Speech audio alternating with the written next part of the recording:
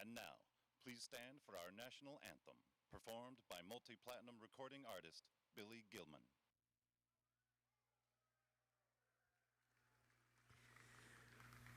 Oh, say, can you see by the dawn's early light what so proudly we hailed at the twilight's last gleaming, whose broad stripes and bright stars through the perilous fight o'er the ramparts we watched were so gallantly streaming, and the rocket's red glare, the bombs bursting in air, gave proof through the night that our flag was still there. Oh, say, does that star-spangled banner yet wave o'er the land of the free and the home of the brave?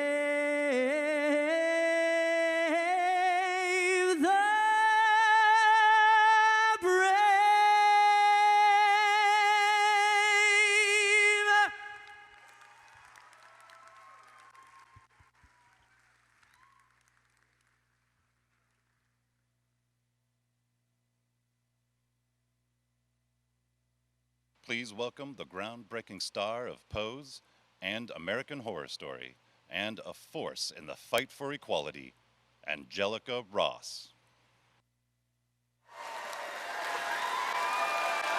Good evening, Iowa. Yes, and hi, America. And to everyone watching at home, welcome to Cole College and the LGBTQ Presidential Forum. Yes. Presented by The Advocate, The Gazette, One Iowa, and GLAAD. I am Angelica Ross, if you don't know. I am an actress, an entrepreneur, an activist, veteran, and I am a voter.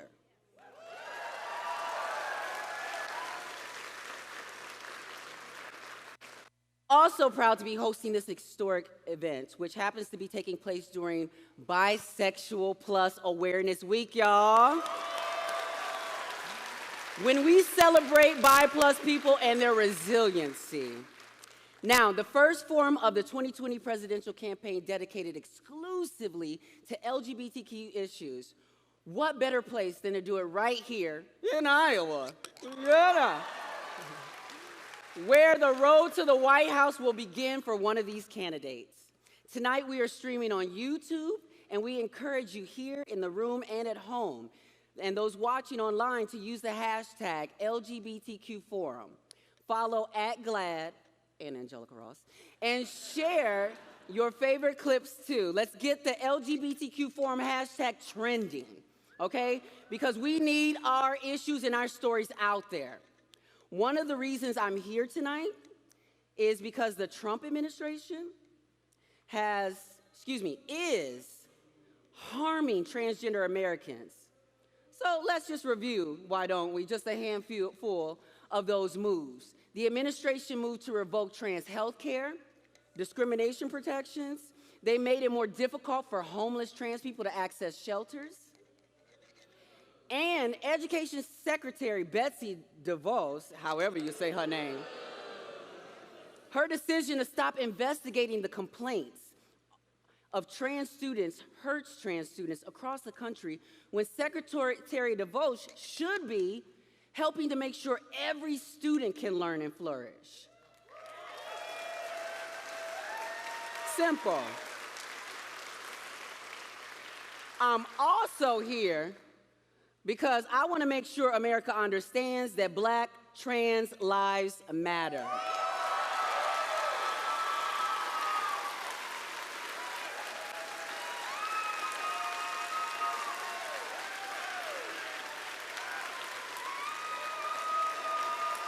Yeah, go on, stand up for that. Black trans lives matter. Absolutely. Now, just last week, Colette, a Black mother in Chicago, messaged me in a panic. Her Black trans daughter, Skylar, suffers from severe mental illness. And in America, Black people with mental illness are often seen as a threat. So Skylar has been placed in a men's prison where she is being raped and abused by guards and inmates. Colette is terrified for her child, for her physical and mental well-being. So I want to know, how is our next president going to protect Black trans folks? That's what I want to know. 19 lives lost is one too many. America deserves better, and we must do better. To all the trans and gender diverse people here or watching at home who have been hurt by the hate, you are beautiful. You are worthy. And we will not stop until you too have access to the American dream. We all should have access to the American dream. Now let's get started. Organizers of this event have extended invites to all 2020 candidates. Just want to say that. We did not let poll numbers limit us. I'll let all of you ask the questions who are not here why they skipped out.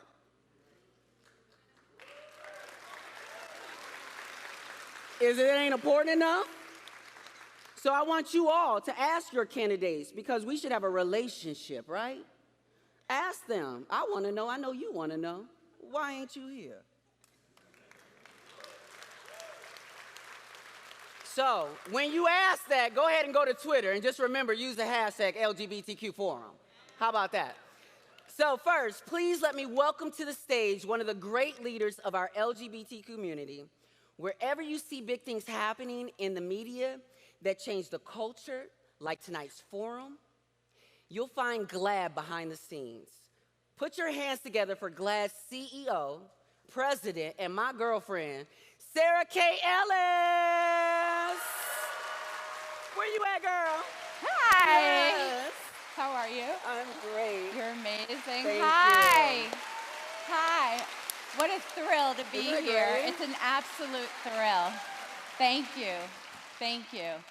Thank you, Angelica. And I'd like to thank The Advocate, The Gazette, and One Iowa for joining GLAAD to host this historic night. We're doing this first. We're talking to the candidates one-on-one on what they think about the LGBTQ community and what they're going to do for us. This couldn't come at a better time. First of all, this race for presidency has been going on and on and on, and it's more important now than ever for the LGBTQ community. Since Donald Trump took office, GLAAD's Trump Accountability Project has shown 125 attacks against our community. That's in policy and rhetoric, 125 attacks against us.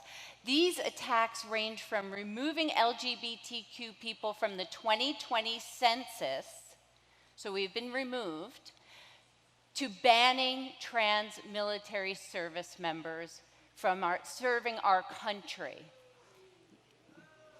He even supports allowing business owners to deny my wife, my children, and me access and service.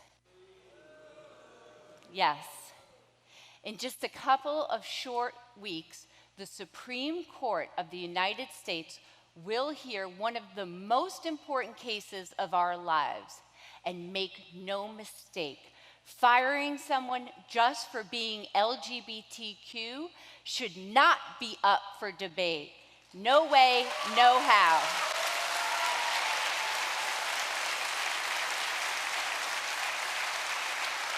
We can't let them win. We must fight back, and we will. It's time to pass the Equality Act and ban so-called conversion therapy. It's time to end the epidemic of violence against our community, especially Black trans women. Yes. And you know what? It's time to have a president, once again, who is leading the way on equality and acceptance, not standing in the way of equality and acceptance.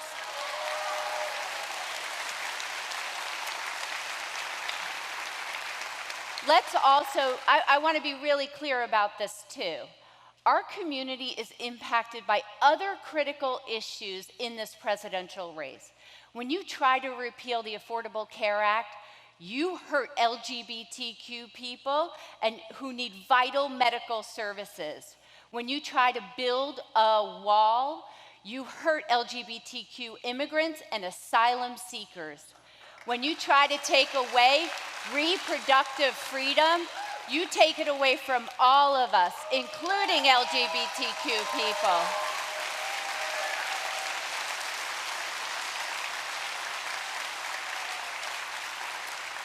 So to this date, the 2020 Democratic debates have virtually left LGBTQ people and our issues out of the conversation.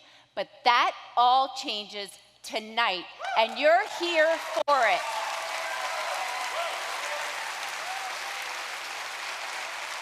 GLAAD is on the front lines to give LGBTQ people a voice. That's our job.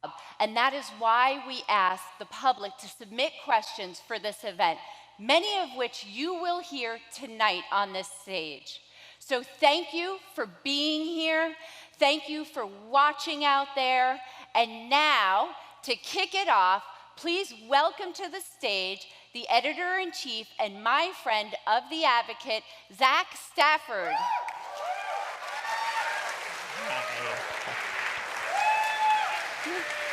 Oh my God. Hi, Iowa. Y'all look so good tonight. I love seeing y'all, and I love the Midwest as someone that lived in it for about 9 years, so it's so good to see all your faces. My name is Zach Stafford, and I'm the editor-in-chief of The Advocate, the world's longest-running LGBTQ magazine that has ever existed, and that is amazing tonight. And we are a paper and a magazine that has been around to report on police brutality in the 60s, the Stonewall riots, and we were there during the AIDS crisis to report in the field and make sure that you knew what was happening to your lives. We are so excited and so honored tonight to have 10 candidates take the stage to talk about issues that matter most to all of us. And before we jump in, I'd like to thank Coe College for having us. It has been such a pleasure having us here.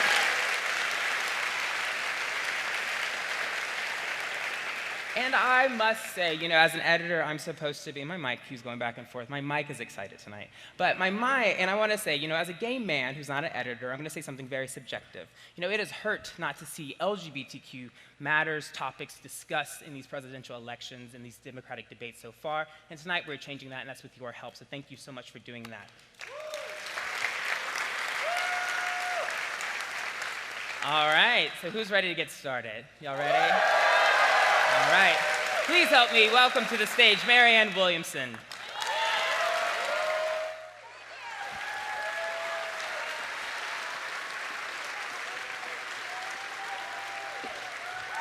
All right.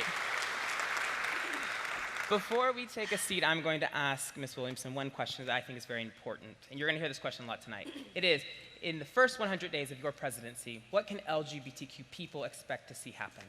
Well, I will speak very loudly. Oh, I'm supposed to tell you? Or, no. I will speak very loudly about the Equality Act. I will speak about banning conversion therapy. I will repeal the ban on transgender in the military. But I will do a whole lot more than that, and I'd like to talk to you right now about what that will be. In order to do that, though, I'd like to talk to you a little bit about my own history with what was, for me, when I was a younger woman, called the gay community. Today, LGBTQIA+. But when I was a younger woman, we were talking about the gay community. We were talking about gay, lesbian, bisexual. And very early in my career, the AIDS community, the AIDS epidemic exploded onto the scene. I was giving lectures in Los Angeles and in New York, and those two cities were very hard hit. I was very active with the AIDS epidemic, and of course we were all very, very aware that the rampant homophobia in this country had a lot to do with the fact that gay people were not being given the services at that time that they needed. I also, after that, I think that I was the only public figure, a straight person who made a lot of noise publicly about being in support of marriage equality, while a lot of people were still saying they were evolving on the issue. But I have seen something that has happened over the last few years that for any of us, we don't have to be LGBTQIA+, just to be American, just to be human, is extremely upsetting. And that is that I have always felt that gay people should have rights in America because we're all Americans. But something darker is going on right now. Right now, I see the LGBTQIA+ community as an at-risk population. And so now, and as president, I see this as a citizen, I feel it as a candidate, and I promise you I will see it as president. This is not just something where you should have equal rights. You should have equal and special protection right now.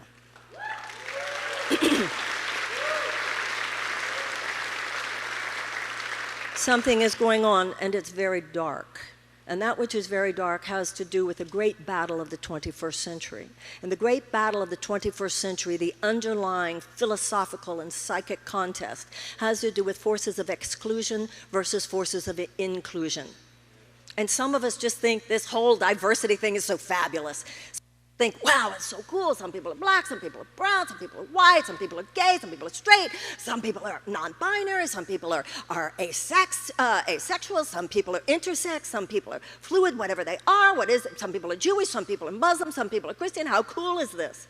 Some of us think that's like an incredible garden. Some of us think that's an incredible panoply of diversity that will lead to the fullest actualization of what American democracy can be.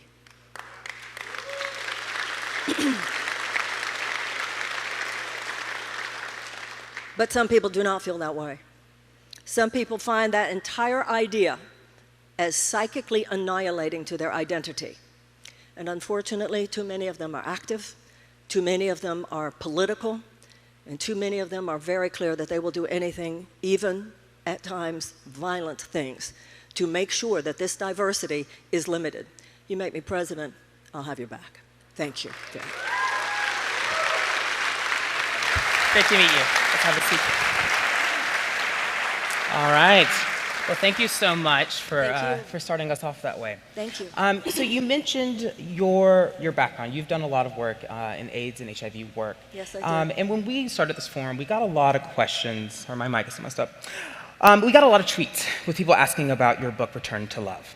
And they were pointing out quotes where you wrote, "We are not punished for our sins, but by our sins. Sickness is not a sign of God's judgment on us, but of our judgment on ourselves." And many have believed that you've suggested that positive thought could help people get through HIV/AIDS diagnosis. Many people believe that I was saying what? That you've thought positive thinking could help someone with an HIV diagnosis. So first, I'd love to get your thoughts on these quotes and how your mind and your thinking has changed over the years. And also, I'd love to hear how you plan to end the HIV epidemic. Well, first of all, my thoughts haven't changed over the years because there's nothing in what you just read that was anything to indicate anything such that if somebody had had positive thoughts, they wouldn't have gotten AIDS. I never said anything like that. There's nothing in my books like that. There's nothing in my experience, and there are many, many people on my website, Marianne 2020, in response to these really vicious smears, I must say. There is a video of some people who were there at the time. My sister had breast cancer. If anyone had suggested that there was some lack of love involved or that her thinking would fix it, that is so anathema to not only anything I've ever believed, but also anything I've ever said. This is what I believed. I believed that with love for each other, we could get through it. And with my behavior, I demonstrated that. I also would like to point out, at the beginning of that epidemic, and for years into it, there was no medicine. There was no medicine. So what I did was I founded an organization called the Los Angeles Center for Living, and then a Manhattan Center for Living, where we had non-medical support services for people with AIDS, basically, mainly AIDS, also other life-challenging illnesses. I noticed one day I walked in and I said, "Where's David? Where's John?" Because people would come during the day, they wouldn't have to experience the disease alone. They would have food, they could watch movies with people, they could have Reiki, they could have therapy, they could do grief counseling, they got massages, which was a big deal. And I would say, "Where's John?" And they would say, "Well, John isn't here today." I'd say, "Why is John not here?" "Well, he couldn't leave the house today." I'd say, "Well, how's he going to eat?" They say, "Well, I don't know." I said, "Well, we have to have somebody take him food." And there were so many of those cases that then we started an organization that was a project of the LA Center for Living called Project Angel Food, which was a Wheels on Wheels delivery service to homebound people with AIDS. And today it has served over 12 million meals. Which is amazing. We just had a 30th anniversary the other night.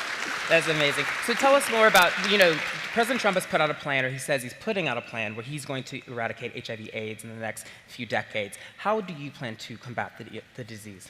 Well, in terms of combating the disease, and we want to celebrate, of course, that a lot has been done.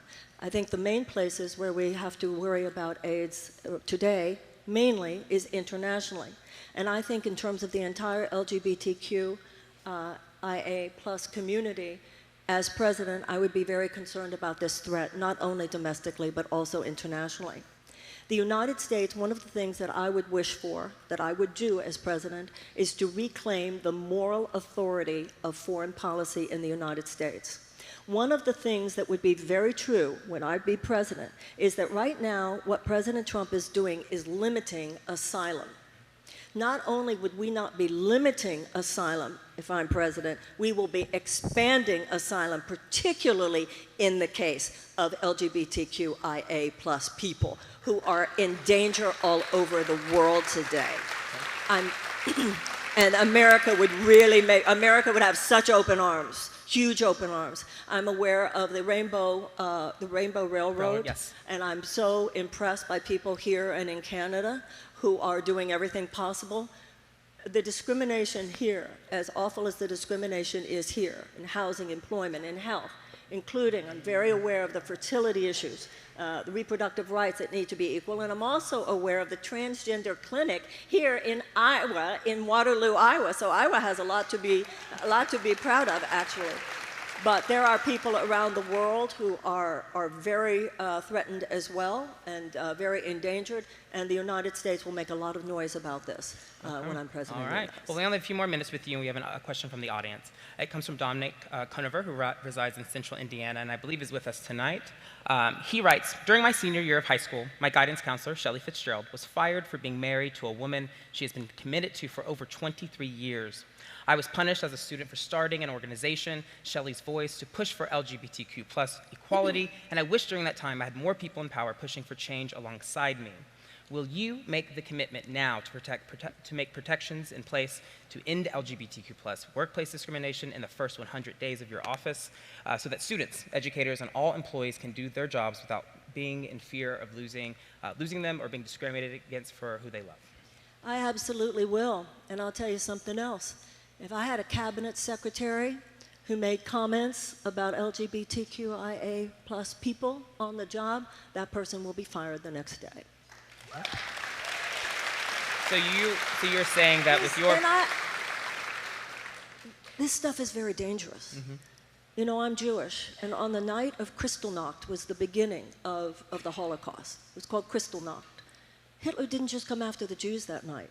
It was the Jewish people and the gay people. Well, Marianne Williamson, I think we are at time today. Thank you so much for being here with us. Much. And so sorry that was short. I appreciate it so much. God bless you. Thank you.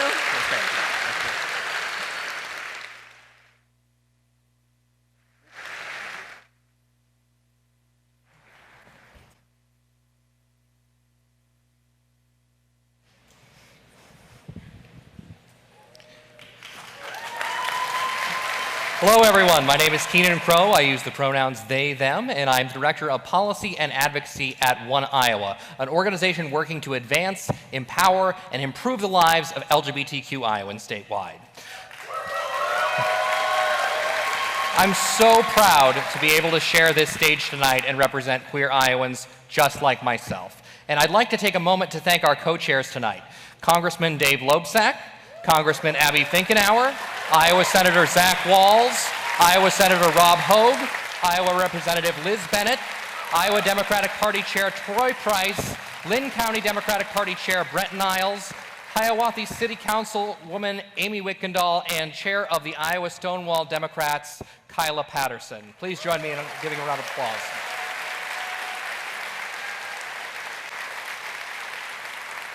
And now let's welcome to the stage former Congressman Joseph Sestak.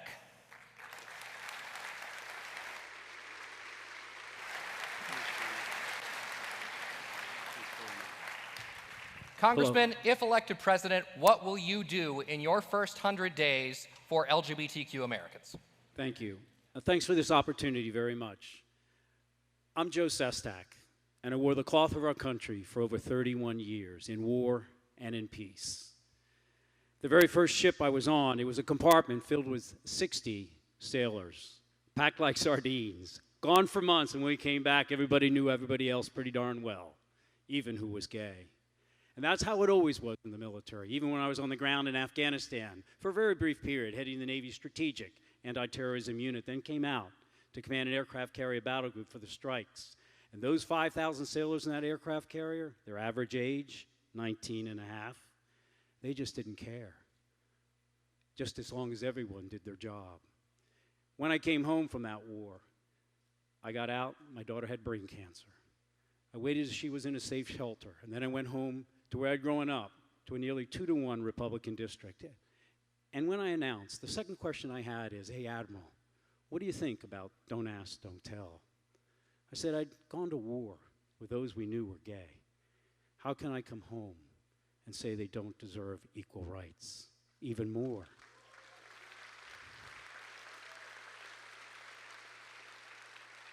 Even more is whenever they would come up, as I was growing up through the ranks, and one of them would come up and say, hey, Captain, I just want to let you know, all I could think in my mind was, please don't tell me you're too good. I can't afford to lose you. That's what we have to remember about the LGBTQ community and anyone else who is a marginalized community. In the military, we want the best of them all. Because yes, we want equal rights and rugged individuals to be all you might be, but when they do, they join together in that common enterprise, that common good, that the mission of the United States military is better because they're there. And that is why the first thing that must be done as president is to remove that ban on transgender persons, to have them back into the military, but also to welcome back those we unceremoniously relieved of duty, because we should not leave any person behind. But then, that's what we have to do, as was said before, to pass the Equality Act, so that everyone in civilian life can have what you get once you're in the military, because nowhere in there will anyone, because of their religious belief, be able to deny you your next job. But then we have to step back and protect the LGBTQ community. I go to a prison every year to visit my votes, but both as a congressman and also when I got out, because they didn't want the vets there to think I'd forgotten them. It's a pretty tough place there. How can we not remove that new rule there in the Bureau of Prisons, where you do not go any longer to the gender prison of the gender with which you identify? It's tough enough as it is. And then we have to make sure that we put back in those prohibitions that HUD once had, that you could not discriminate in our homeless shelter against those of the transgender community. When 1 out of 5 needs or at risk of needing homeless shelter to provide, if they can get in the same gender homeless shelter as they identify with, protection. And then what we need to do is remove those labor forces, as I can wrap this up, that actually would permit us once again to have overseas ambassadors like Jim Hormel, the first LGBTQ ambassador in America in 1999. We have to reinstitute that type of ideals to the world with our warriors of peace, our diplomats, our ambassadors having a fair share of the LGBTQ community. Thank you. No, you're fine. All right. More than half of LGBTQ individuals nationwide live in states that do not legally protect them from discrimination in housing, employment, public accommodations, and much, much more. This May, the House of Representatives passed the Equality Act, a bill that would amend the Civil Rights Act to add federal non-discrimination protections for the LGBTQ community. The bill is now stalled in the Senate, obviously. As president, what would you do to support the Equality Act and ensure that all LGBTQ people in the United States are protected against that kind of discrimination? I believe that what we really need is a president that can once again, like I did in my nearly 2-to-1 Republican district, where I was reelected with an F from the NRA, 100% from the AREL, 100% from NOW, and 95% from Human Rights Campaign. But I got reelected by 20 points without spending a penny on a campaign ad. We learned where to agree, but where we disagreed well, they still respected me. And that's what you have to do as a president this time. Not just beat Mr. Trump, to have someone who can go over the heads, right to the people. To have town halls where you're open, where you can explain to them how vital it is that they have the same equality as we remove that ban that we have in the military for everyone, no matter their race, no matter their gender. Yeah. And so that's what we have to do, is go to the people and actually be out there, passing the Equality Act, but making sure that people understand out there by a leader who can actually show how it helped the military when they had them in. That's why Jim Mattis, as Secretary of Defense, was so slow to try to slow roll Mr. Trump of not having them be removed from the military. Yeah. We know their value. And I'd like to follow up a little bit on that as well. In July 2017, obviously, President Donald Trump announced that very military ban that you just referenced, and you have come out very strongly against that. I'd also like to note that today is the 8-year anniversary of the repeal of Don't Ask, Don't Tell. Absolutely. So it's obvious that you want to reverse the ban. So aside from reversing that categorical ban, what else would you do to ensure that transgender individuals can serve in the military without fear of discrimination? He's brought up a great point, because too often we pass things, and then we tend to forget what you learn in the military. Expect what you inspect.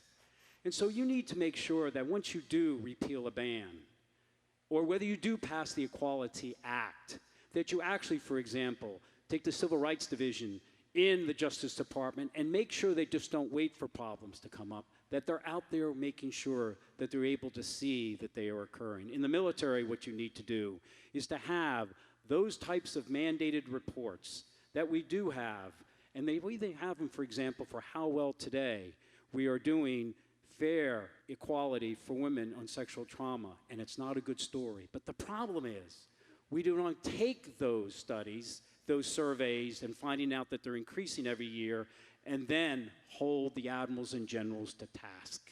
That's what you have to do, is understand you really must inspect, and when you have the results, go back and hold the military accountable when you get after the ban is repealed, for example, in transgender military personnel serving, that there is not that discrimination on those surveys, and if there is, hold them accountable, relieving for cause if you must. Gotcha.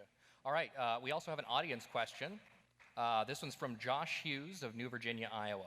And I'm going to give you some background to this as well. On August 17, 2013, James Dixon crossed the street to begin a conversation with Islan Nettles, a young transgender woman of color from Harlem.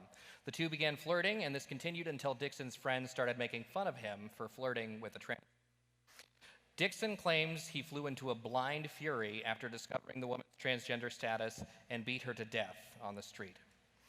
Despite a detailed confession, Dixon received only 12 years in prison due to claiming that he had diminished capacity in this situation. This is a strategy known as the trans panic defense. Will you commit to outlawing the gay and trans panic defenses at the federal level and appointing judges who hold such a legal defense as unconstitutional? Absolutely.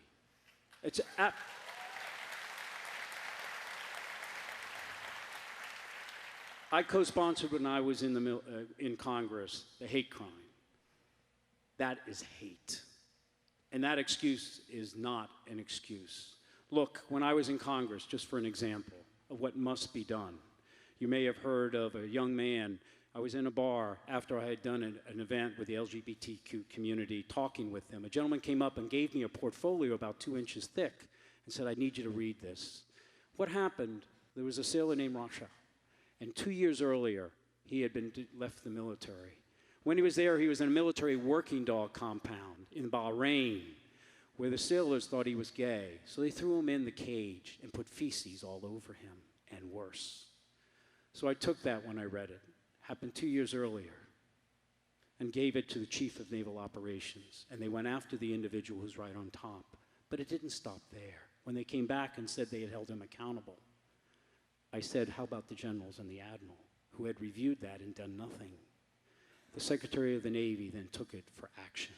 I was out of Congress before the results came back, but he talked to me and said that he would pursue it. He had retired and go after.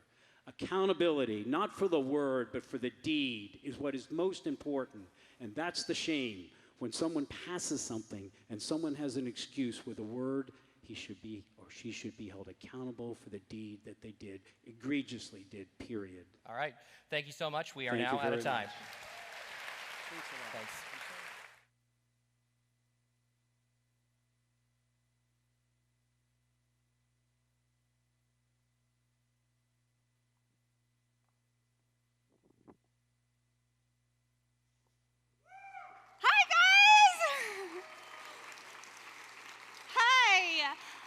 My name is Liz Lenz. My pronouns are she and her, and I'm a columnist at the Cedar Rapids Gazette.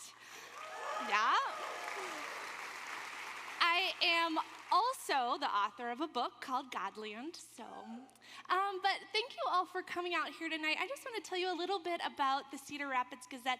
They are one of the few remaining independent media organizations in the country. Yeah. And in an era where we have to have debates over fake news and facts, and we have to hear that journalists are the enemy of the people, yeah. The Cedar Rapids Gazette is dedicated to telling the stories of all Iowans, which is why we're here tonight.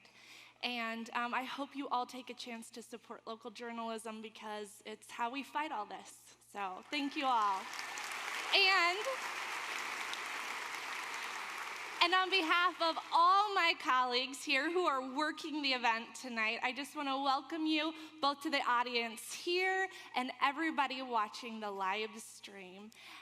And all right, let's get to our next candidate. It is former Vice President Joe Biden.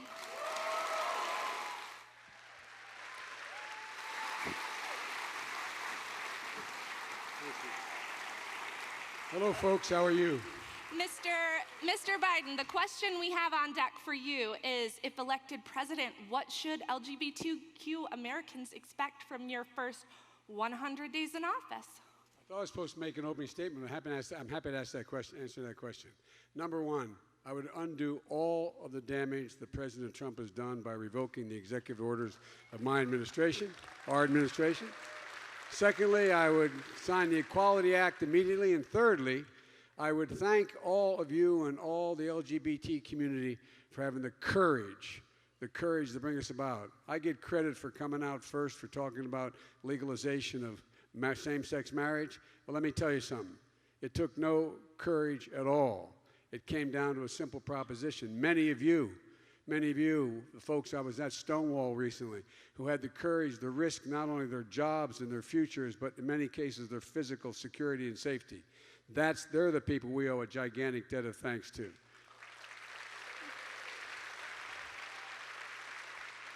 I guess I don't do an opening statement. I go sit down. All right. If you're done, we're ready for some questions. I guess I'm done, aren't I? Honestly, I thought you'd go a little longer, so. All right. It was supposed to be 3 minutes, but that's okay. You're the press. Yeah. And you're the good press. We want you to all right. Keep it snappy. All right. All right. All right. Well, Terrell, I need to ask you, so in 1994, you supported legislation that increased incarceration rates and promoted more aggressive policing policies and tactics. And laws like this disproportionately affect LGBTQ people of color. So I want to know, how do you assure the American public that you won't once again support increased incarceration? And as president, will you support legislation prohibiting enforcement from targeting LGBTQ people? Yes, I absolutely will. But let's get something straight. You're wrong about the act. That act was overwhelmingly supported by the African American community, overwhelmingly supported by the community at large. Everyone from Ted Kennedy on voted for it. It did not have mandatories in it. That's not what it was about. But the truth of the matter is, LGBTQ people are more likely to be arrested, in large part because they find themselves in circumstances where they're on the street, because they get thrown out of their homes, they don't have access to housing, they don't have access to all the benefits that everyone else does. And they find themselves the victims, victimized by what is happening when they're alone on the street, so many of them. And so, yes, and by the way, in prison, the determination should be that your sexual identity is defined by what you say it is, not what, in fact, the prison says it is. And in that case, you should be entitled also to OGBYN. Anyway, you didn't ask that question, but you're not likely to either, I guess. I will say the increased incarceration rates thing was fact-checked, I believe, on PolitiFact. So it did increase incarceration. No, it didn't, but go ahead. All right. It was not in the crime bill. What was in the crime bill was more money for state prison building, which I opposed. All right. The reason I voted for the whole bill, it had the Violence Against Women Act, the assault weapons ban, and a whole range of other good things. Well, let's talk about other legislation, because in 1994, you did vote for Don't Ask, Don't Tell, and in 1996, you voted for the Defense of Marriage Act. You did vote to repeal both of those, but you have also praised Vice President Mike Pence as a decent guy. You're a lovely person.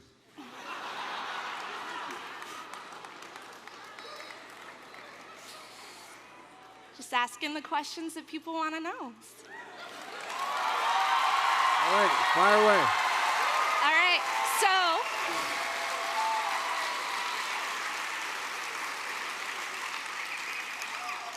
so I guess it goes without saying Pence is opposed to LGBTQ rights. So the question that arises from these is, how can LGBTQ people trust that you won't compromise on issues that put them at risk in order to reach across the aisle to people like Pence? Because the fact of the matter is, you might recall, I'm the first person nationally to come out and say in front of everyone that I didn't have to go through any period of adjustment. I came out on Meet the Press in support of gay marriage before anybody else did nationally that was on the scheme, number one. And the reason I did is I didn't have to evolve. I had a father who I remember was dropping me off when I was a senior in high school to get an application for a job at the city hall to be a lifeguard. And I saw two men in our town square dressed in their suits kiss one another and go in different directions. And I turned and looked at my dad. And he said very simply, he said, "Joey, it's simple. They love each other. Period. That's the only question. The only question." And I have been a strong, strong advocate. My son, my son Bo, one is deceased, set up the Bo Biden Foundation to deal with children who are abused and for gay and lesbian children and transgender children. He passed the first transgender law in Delaware as Attorney General to make sure that, in fact, there was no discrimination and so on. So I'm very proud of my record. All right.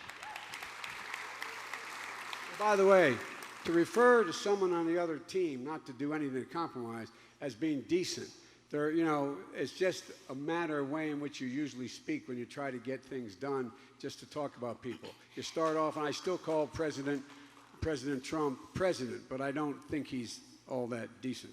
Yeah.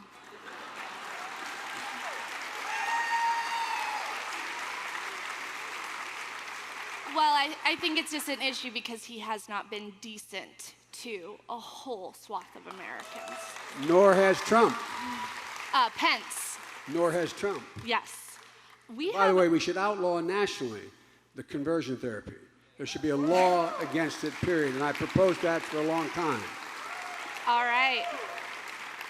Well, we do have a question from the audience. It comes from Tracy from Des Moines, Iowa. And they write, in Iowa, Republicans have worked to defund Planned Parenthood and deny Medicaid coverage for gender-affirming surgery. So, what's your plan for ensuring the right to health care for the LGBTQ community when it comes to family planning, qualified health care for transgender people, and health care access for all? Totally. Look, when we wrote the Violence Against Women Act, and then we came along after that and we did Obamacare. And Obamacare, you are allowed to.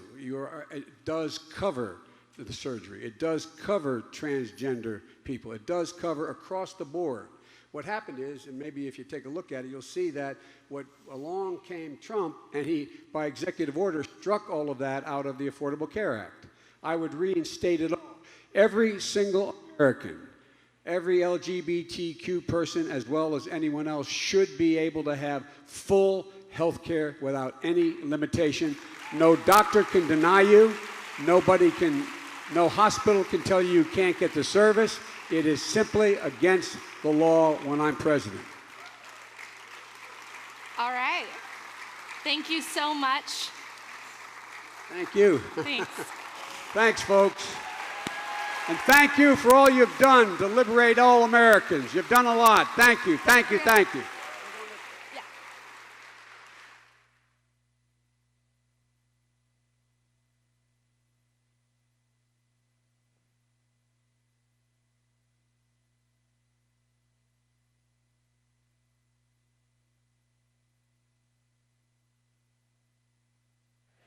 Oh, hi y'all.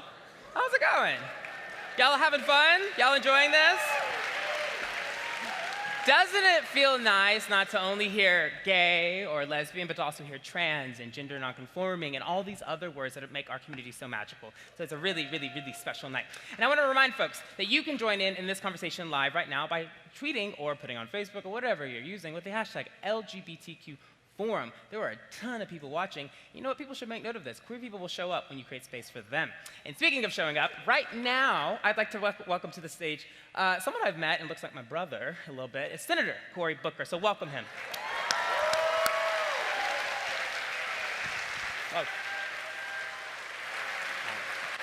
How are you? Are we hugging? Oh my God. Oh! Oh my God. Watch.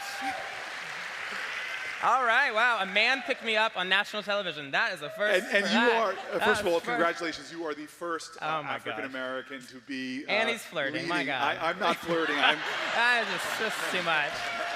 Okay, Senator Booker, let's make this back about you because I don't like talking about me, and that's why I am single. So, on the first...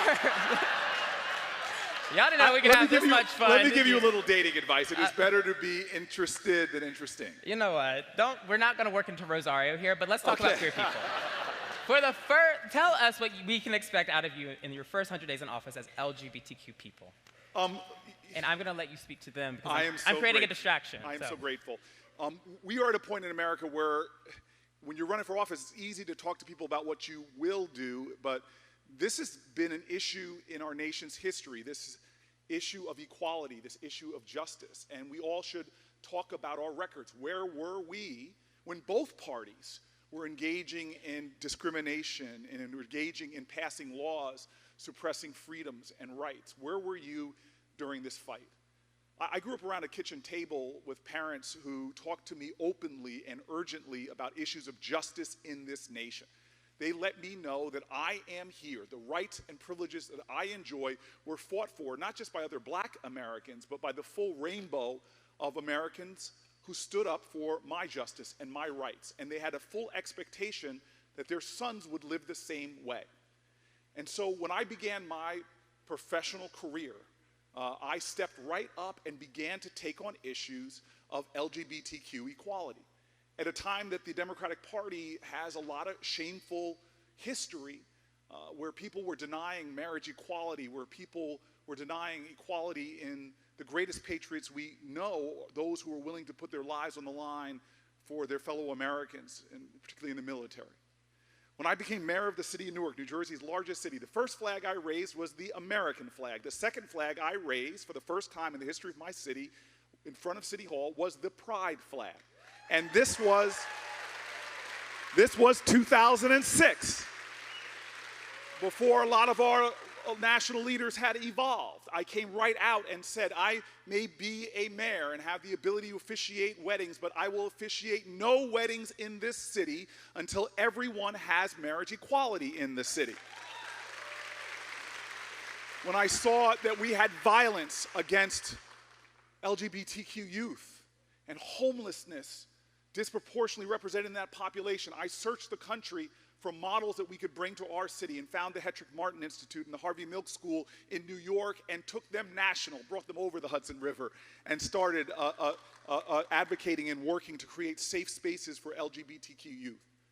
This has been an urgent part of my life for my entire career, because what King said is so true, that we are all caught in an inescapable network of mutuality, tied in a common garment of destiny. Injustice anywhere is a threat to justice everywhere. And so, as your president, a lifelong ally on these issues, we must have a comprehensive agenda starting on day one. It's making sure that the team I surround myself is diverse and representative. It includes an attorney general who will fight to protect the rights and safety of LGBTQ Americans.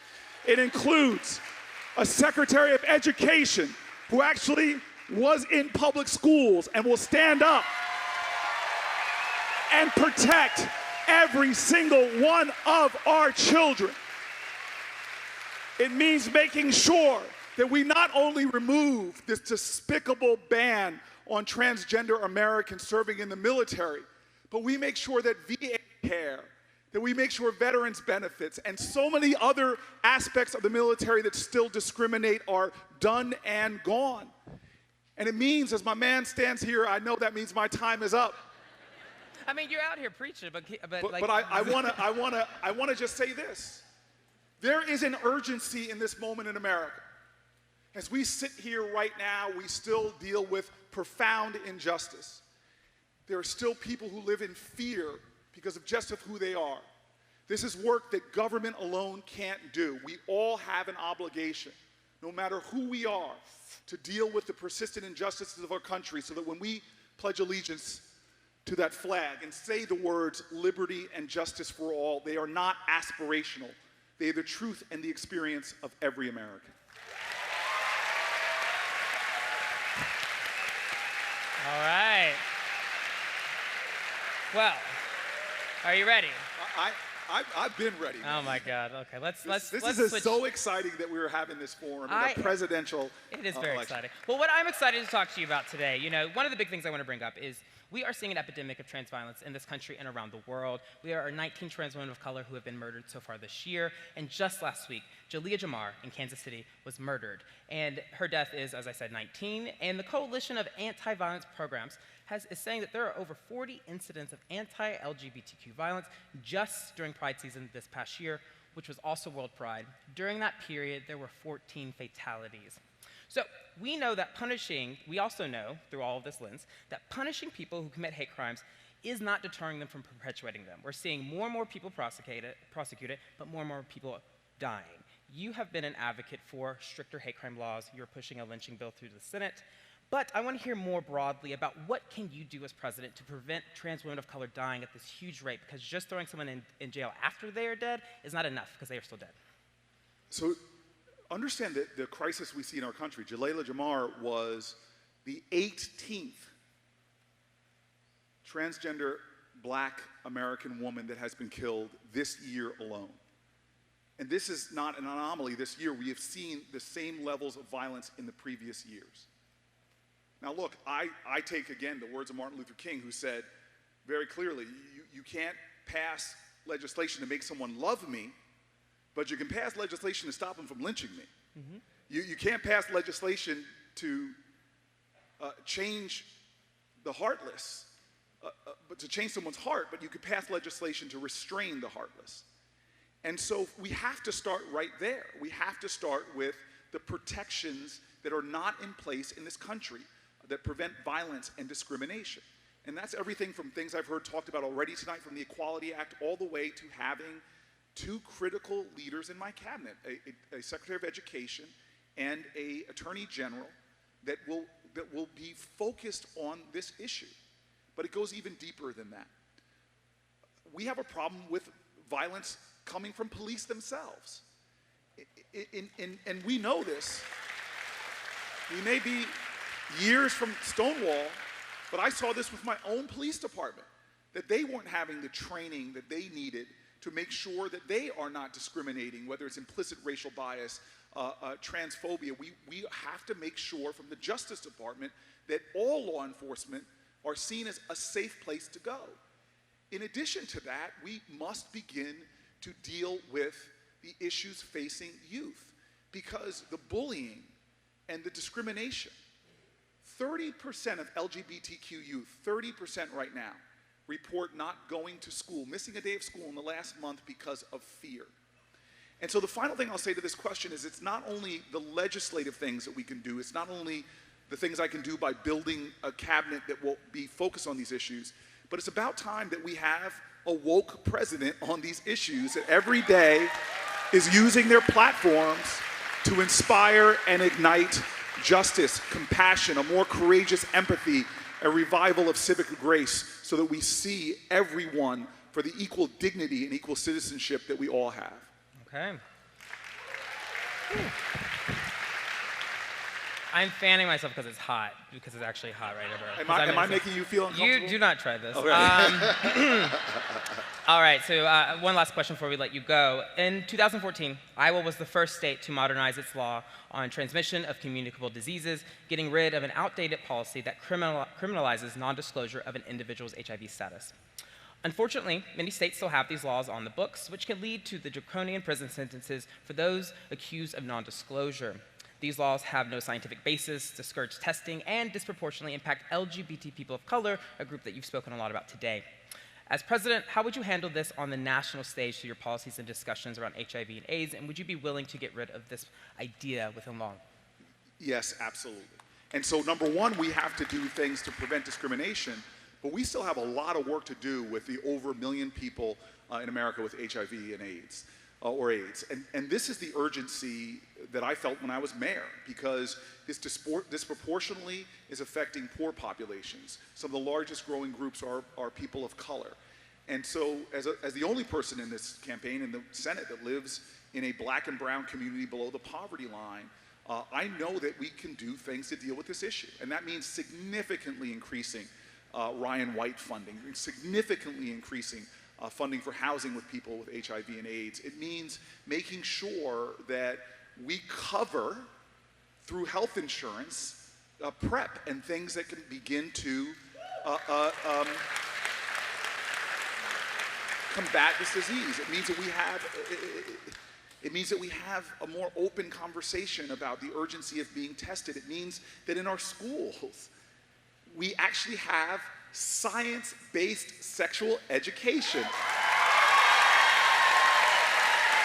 It talks about the transmission of STIs. You are going to cut me off. I am. But I just want to say this. My campaign is based on the understanding that patriotism is love of country. And you cannot love your country unless you love all of your countrymen and women. And love is not a sentiment. It is not sentimentality. As one of my great friends says, what does love look like in public? It looks like justice. And we need to understand that we cannot elevate people to positions of leadership who are not grounded in that ideal of love, because you cannot lead the people if you don't love the people. After years of a president that demeans, degrades, and divides, I will be a president that works every single day to unite, to ignite, to inspire more justice and more love in the United States of America. Thank you. Senator Booker, thank you. Thank you. Thank you, John. Yeah, thank you.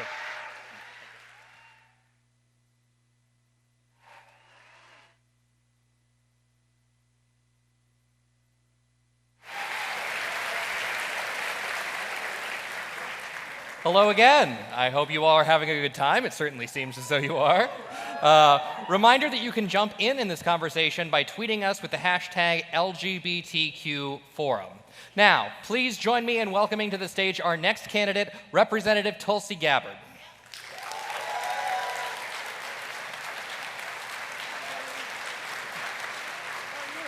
Good, how are you? So good to see you. How you guys doing tonight? Aloha. Sorry, I can't give you the big Cory Booker bear hug and toss you around. You're very good. What we really want to know You'll have to do with the aloha. Yeah, in your first 100 days, though, what can LGBTQ Americans expect from you and your administration? Yeah, well, thank you. First, I just want to say thank you all for putting on this event, for inviting us all here to be here tonight, and thanks to all of you for taking time to join us, give us the opportunity to share with you our vision for the country. I want to begin tonight, though, starting with aloha. You know, it's a word that people often associate with hello and goodbye, but it's such a powerful word that means so much more than that. It really means when I greet you with aloha, that I greet you with an open heart, with respect and with love, and a recognition that we are all connected, that we're all family, we're all children of God. And this aloha is what inspires us to come together with respect and love, to take care of one another, regardless of race or ethnicity, religion, sexual orientation, or gender. This aloha is what binds us all together. I've served in Congress now for nearly 7 years. Throughout my time serving in Congress, I have fought for equality for all Americans, fought for marriage equality, fought for safer schools, fought for an end to discrimination, and am proud of earning a 100% legislative score from the Human Rights Campaign. But understand, as we are gathered here tonight, that our work is far from over, that there are still many of our fellow Americans who are suffering and struggling because of ongoing discrimination in their everyday lives, whether we're talking about in the workplace, in looking for housing, or in schools, in their everyday lives. So we have our work cut out for us, and as president, I will continue this fight for equality for every single American. There are some issues that I want to cover because the challenges we face are great. Rising costs of healthcare, income inequality, lack of affordable housing, lack of access to education. There are many challenges we face, but there's one issue that is central to all the rest, to our ability to serve all of these needs, and that issue is the cost of war. I want to talk about this because not very many people do, but it is central to our ability to deliver and serve the needs of the American people, the cost of war. Since 9/11 alone, we have had over $6 trillion taken out of our pockets, out of our schools, out of our healthcare system, out of our communities to go and pay for wasteful regime change wars in other countries that have cost us thousands of American lives, that have cost us tremendously within our communities, that have increased the threat to our national security, and have caused such pain and suffering and destruction in other countries in the world. I just close this thought really quick. As president, I will end these wasteful wars. I will work to end this new Cold War and arms race. I'll make sure we don't get into any new stupid wars and instead redirect our resources towards serving the needs of the American people right here at home. Thank you.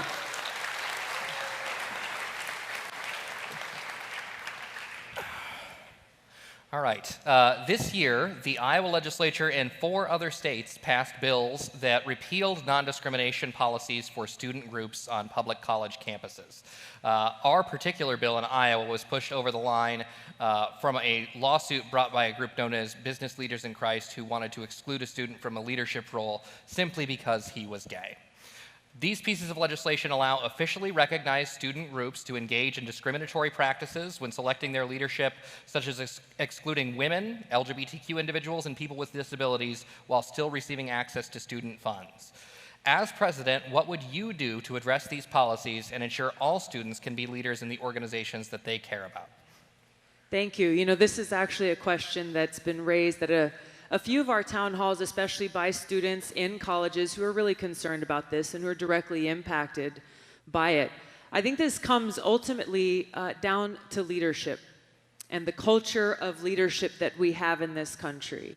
I'm running for president to be a leader that unifies our country and that recognizes that we all stand together as Americans, that we cannot allow this type of discrimination to continue, especially in our educational institutions, but anywhere in this country, that people are set apart or otherized and told that they can't be included. So it comes down to leadership as president to set that tone of leadership, and really this is why elections matter as well. We see how at the local level, the state level, and the national level, our engagement and participation in our democracy, in speaking up for one another and fighting for one another matters to be able to prevent these kinds of discriminatory laws from being put in place. Great. President Trump has followed in President Obama's footsteps by calling for the decriminalization of being LGBTQ across the world. However, it is worth noting that this global campaign was announced at a time when the president was looking to use the issue as a wedge between other foreign nations. Add in Trump's silence on anti-LGBTQ efforts in countries like Chechnya. Do you think the president is actually making this global effort a priority, or is he using LGBTQ people when it only benefits him? My reaction exactly. Look, I think this president has been known for, continues to be known for trying to divide us as a country, for trying to tear us apart as Americans, for trying to use things like sexual orientation and gender, race, religion, ethnicity as wedges to pit one group of us against the other. Why does he do these things? He does them for his own political gain. This is exactly the opposite of the values that we stand for in this country, the values that we represent, these values of love of country, love for each other, and freedom and equality for all people. And these are the kinds of values that I'll bring to the White House, the values of service above self, the values that we find at the heart of every service member, restoring those principles of integrity and honor and respect to the presidency, not only in our domestic policies here, but in the example that we set for the world. This is the kind of leadership that we need, a leadership that sends this positive message forward, where we can actually be a positive force for good. All right. We do have another audience question. This one is from Nathaniel, who lives in Des Moines. You credited some of your evolution on LGBT rights to your service in the military, where you saw the harms of authoritarian governments imposing their moral will on the population. Some have said, though, that your evolution is only skin deep, since it amounts to saying gay people should be tolerated, which is obviously different than saying it's truly okay to be gay. Does your evolution on LGBT people and issues extend to transgender people and issues affecting them? And how can LGBT voters trust that you'll represent them if you are merely tolerating instead of truly accepting who they are? My record speaks for itself. You know, you mentioned my service in the military, and throughout that service, I had the chance to serve alongside LGBT Americans and to get to know them. And in the most extreme circumstances, you know, I knew as we were deployed that they would give their life for me and I would give my life for them. We had each other's backs. There was no question of that. My record in Congress reflects the same kind of commitment that I would carry forward as president. My record in fighting for equality, my record in standing up to the Trump administration through my service on the Armed Services Committee, calling for an end to the trans ban in our military, recognizing those who are willing to put their lives on the line to serve our country. It is this stand for equality for all Americans that you will find in my record, and that you will find my commitment to carry through going forward as president, serving every single American in this country. All right, thank you so much, Thank Representative. you. We are Thank out you of for time. having me. Great to see you guys. Mahalo to you. Aloha.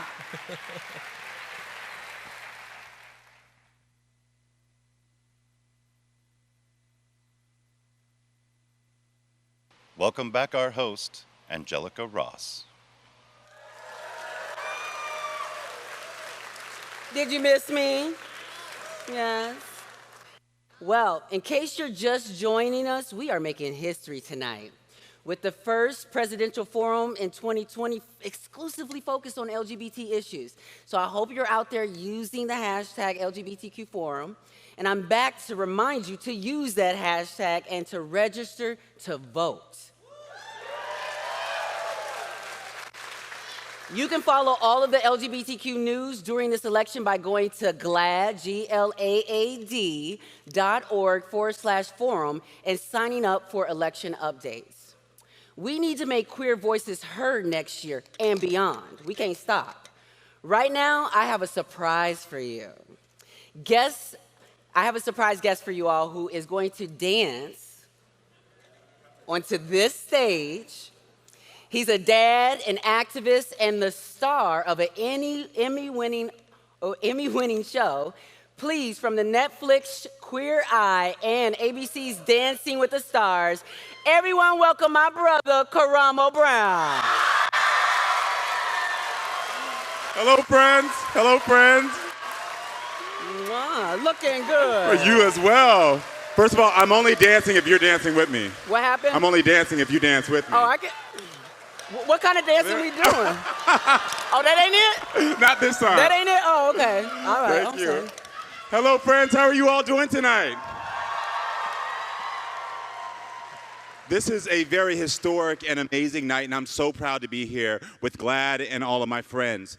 Now, I have to tell you, it is not a secret that President Trump and his administration are not friends to the LGBT community. We all knew that, correct? Yes. It's not just Donald Trump who is the problem. It's also all of the people who are surrounding him. The rhetoric coming from the White House that is meant to divide our nation and target marginalized communities has to stop.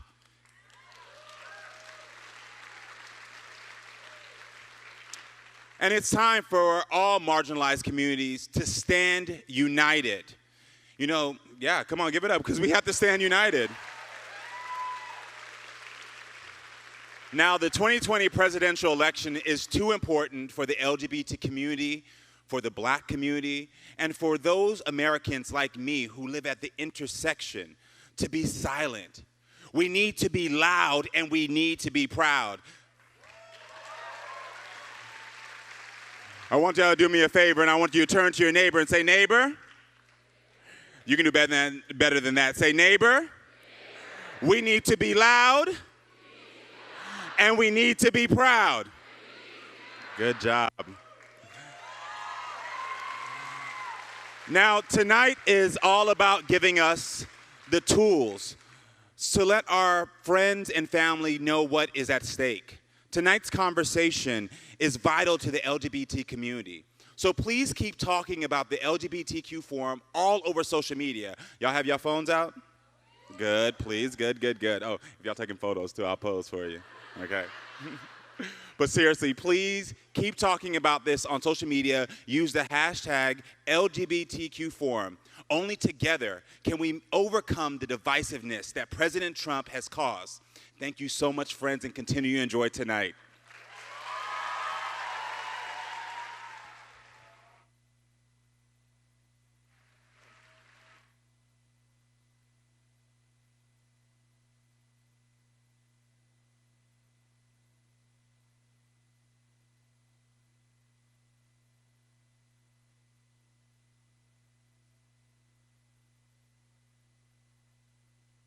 Hi.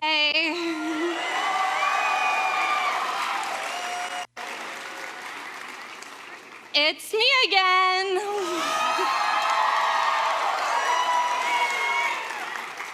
All right, are you ready to sit down with Senator Kamala Harris? Because she's here. Hi, everybody.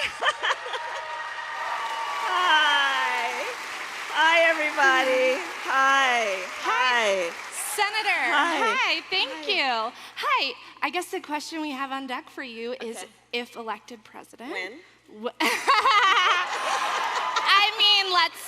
If elected president, what should LGBTQ Americans expect from your first 100 days in office? And I'll let you. Right. Well, right away, getting rid of the ban on transgender men and women serving in our military.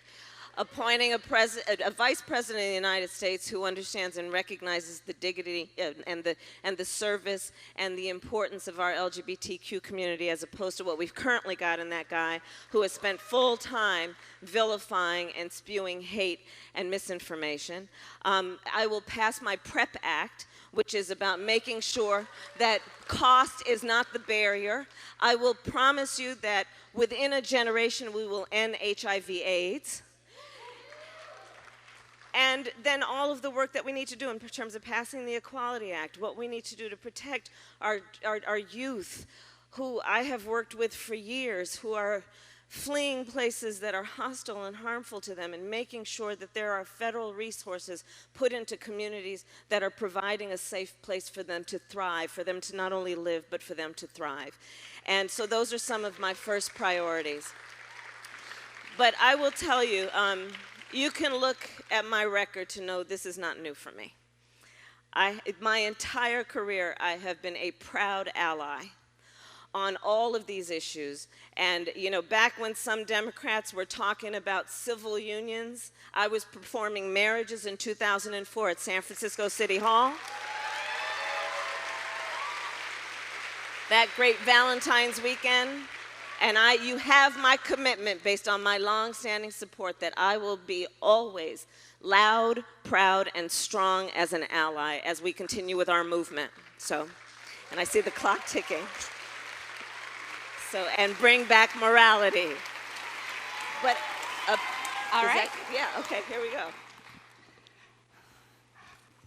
All right, so during your time as Attorney General in California, you did send a brief seeking to deny gender affirmation surgery for trans inmates. Now, you stated that at the time you were just enforcing the existing law, but with this history, the question is, how can trans people trust you will advocate for them and not just enforce discriminatory laws? Right, So as many of you know, I received support from the vast, I think almost every nonprofit organization in California that has been the fighters and advocates for LGBTQ rights. And when that case came up, it was because as Attorney General, I had clients, and one of them was the California Department of Corrections, and it was their policy. When I learned about what they were doing, behind the scenes, I got them to change the policy. And I commit to you that always in these systems, there are going to be these things that these agencies do, and I will commit myself always, as I always have, to dealing with it. And you don't even have, you can go back before that. When I was District Attorney of San Francisco, there was a case that had happened about a year before, the case of Gwen Norahu, that some of you may know about. And it was a tragic killing, and it's about the crimes that continue to happen against our transgender brothers and sisters. And there was this, and so what was happening, which is still happening, are these murders around the country.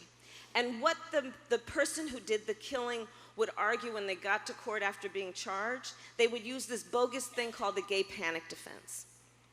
So as district attorney, I convened for the first time in our nation's history prosecutors from around the country to come to San Francisco, where I taught them on how they needed to defeat the gay panic defense. I've been doing this work for a long time.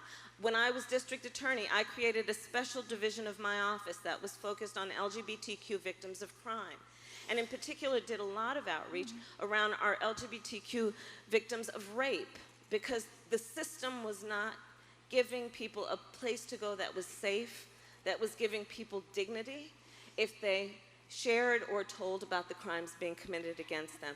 And I can go on and on, but well, we do have some more questions. Okay, great. Definitely. Okay. So this one is about our Supreme Courts.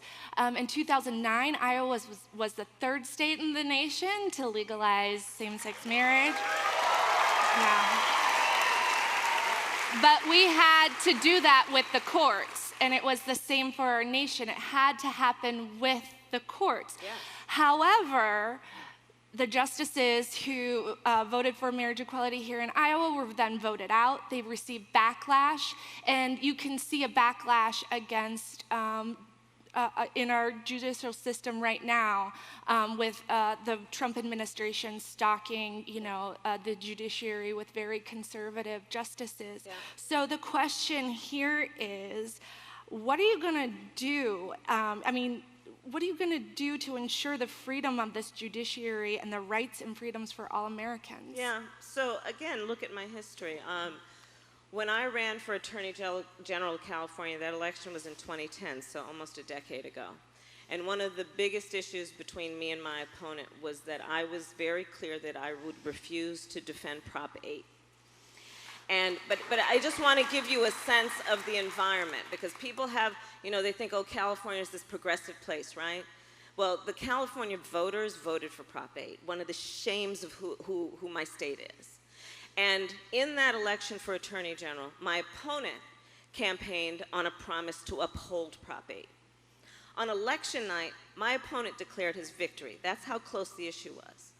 And I share that with you to tell you it wasn't necessarily a popular position when I took the position I did, but I took that position because I am committed to fighting always for equality and for fairness and against laws that are designed intentionally to deny any individual justice.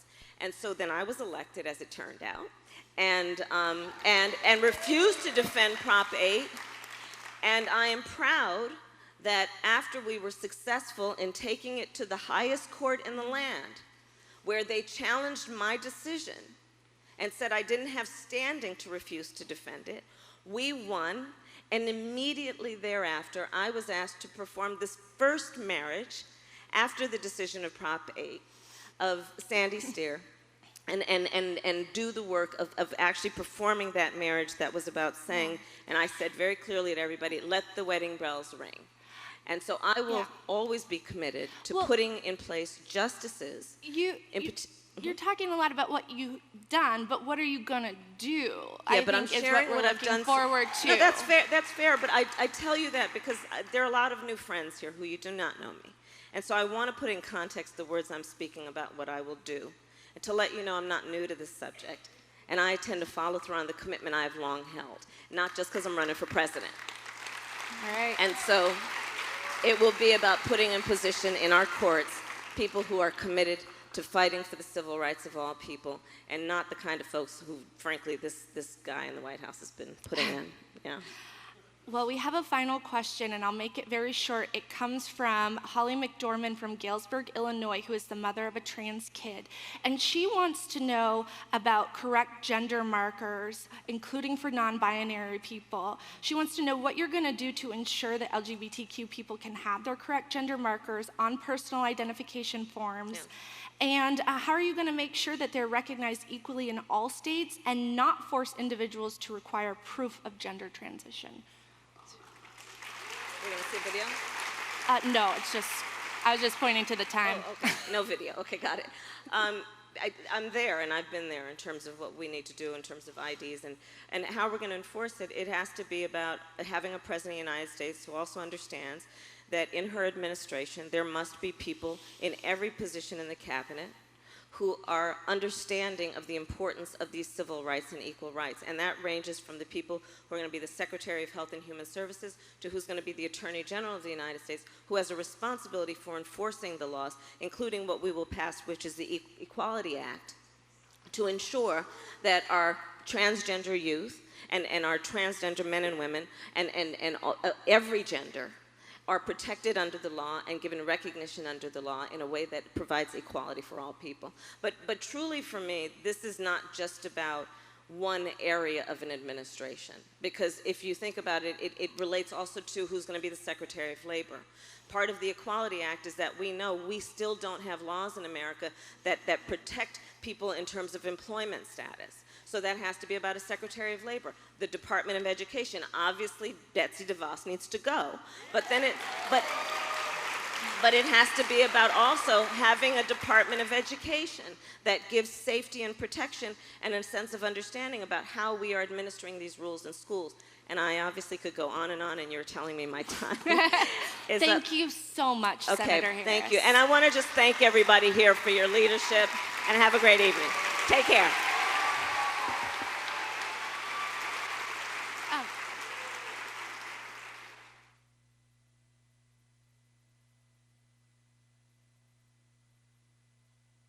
Hello, how y'all doing? So I have a fun announcement. I heard a rumor that we're trending in the United States. We're number 1 or number 2? I don't know. We're number 1 and 2, like Beyonce says. You can be 1 and 2. So yeah. So anyway, remember to tweet along with us at home and here and give us your questions, and we'll continue this conversation going. But up next, we have our next candidate who you all may have heard of. He's a very excitable person because he's a part of our community. And I would like to introduce Mayor Pete Buttigieg.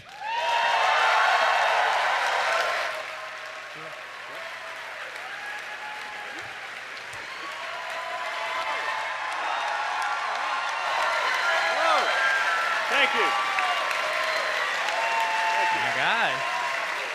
All right.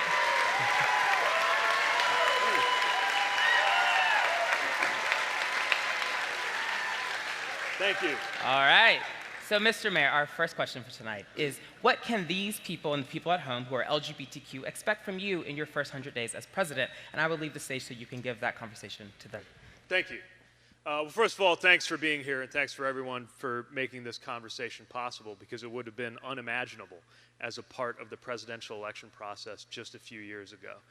Here's what you can expect from me. First of all, a president who understands that all politics is personal, not just local, but personal, precisely because of my experience as a member of the LGBTQ community.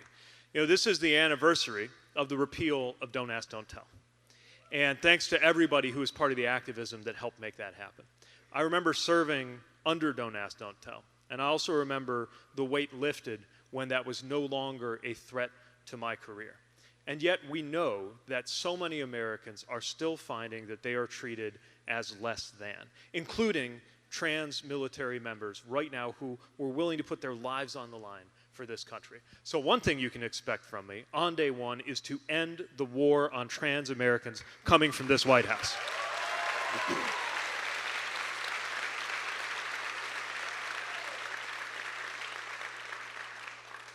You can obviously expect me to sign the Equality Act the moment that it hits my desk.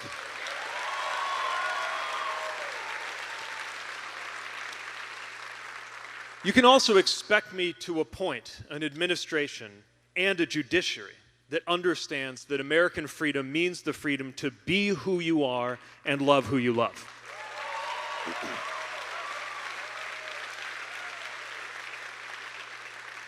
You can expect housing policies that recognize that 40% of homeless youth right now are LGBTQ, and recognize the need for equality in housing. And let me tell you, if anybody, let alone a cabinet member in my administration, spoke the way that the Secretary of Housing and Urban Development spoke yesterday about trans people, that would be their last day in federal service on my watch.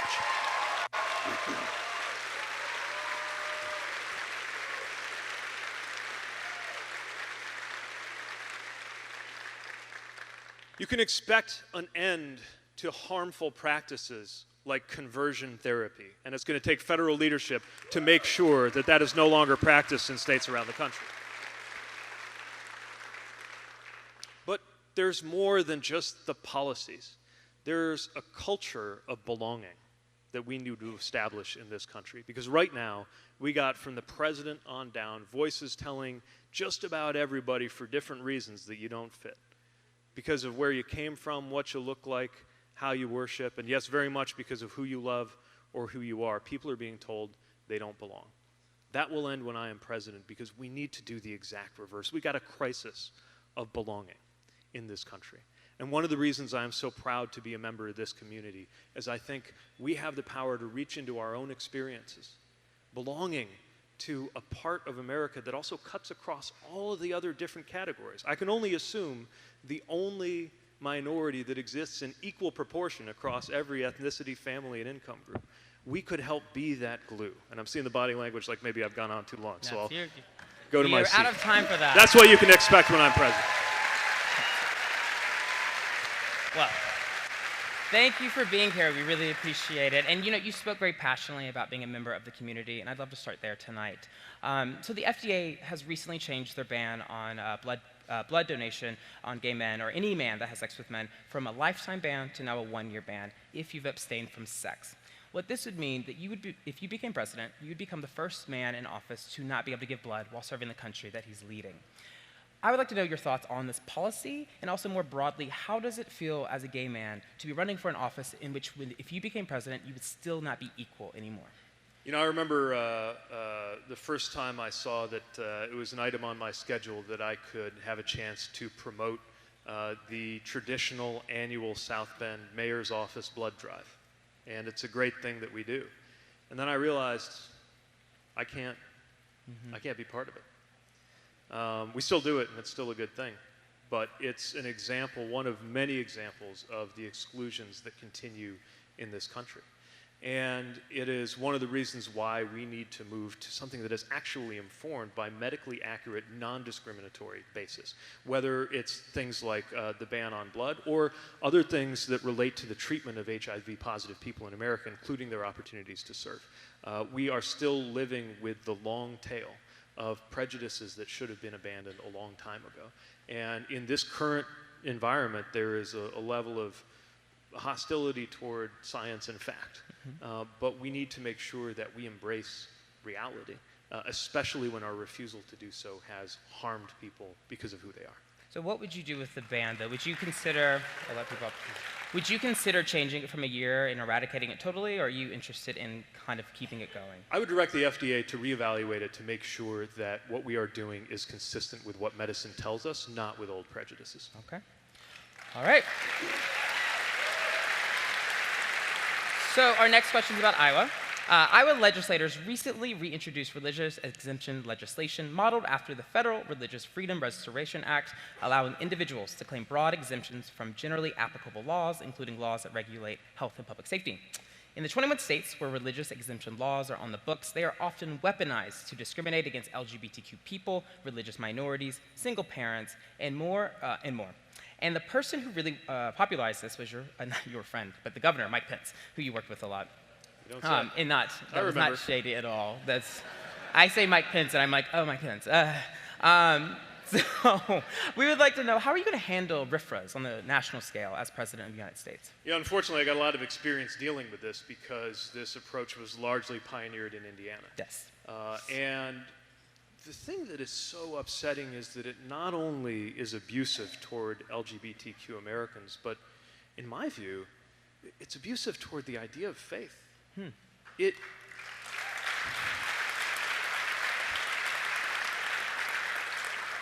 Faith is supposed to be about making people whole and making people better off.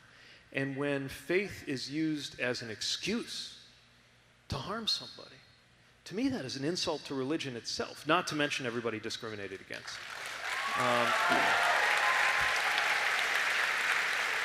Now, what we saw in Indiana, what was extraordinary, was the coalition of people who rose up to push back. I was there as a mayor, but Republican mayors were there right with Democratic mayors. The business community revolted. Even NASCAR said they were disappointed. That's how you know you're getting something. Yeah, NASCAR move. And so, I think this is really a rearguard action that is out of step with the American people. And as president, part of how I would push back on those efforts, I mean, needless to say, first of all, you won't see them embraced from the White House to begin with, but also, you will see a call to what the American people already know, which is even those who, and we should recognize that there are people from a certain generation who've been brought up to reject who we are. And they're on a journey, and we should help them rather than drag them into the right place. But through the lens of compassion, we have an opportunity to engage an American majority that knows that this is not the right thing to do, not for religion, and certainly not for civil rights in America. Are you fearful? I think we're both from very religious backgrounds. I'm from the rural South. And, I love that you're saying this. And I want to know, do you find kind of any risk there? You know, are rural or religious communities really going to get behind this idea? And do you see this as a route to really make change? Because, you know, I would want nothing more than to see the churches I grew up in really change, but do you think that's actually going to happen? I think it can happen when we ask people to be attuned to the importance of compassion and supporting each other. You know, so often a young person in distress, the church is one of the places they want to go for help and support. And I do think that instinct is in, I would hope that instinct is in anybody who is in a church, even if they're misguided on what their faith is telling, how their faith is telling them to treat other people. And I think in the name of that compassion, look, you'll never get everybody. I learned that the hard way when I came out. But it is amazing how many people can move past those old harms when you appeal to what is best in them. And I think the function of leadership, especially presidential leadership, is to bring out the best of what's already somewhere inside of us. Okay.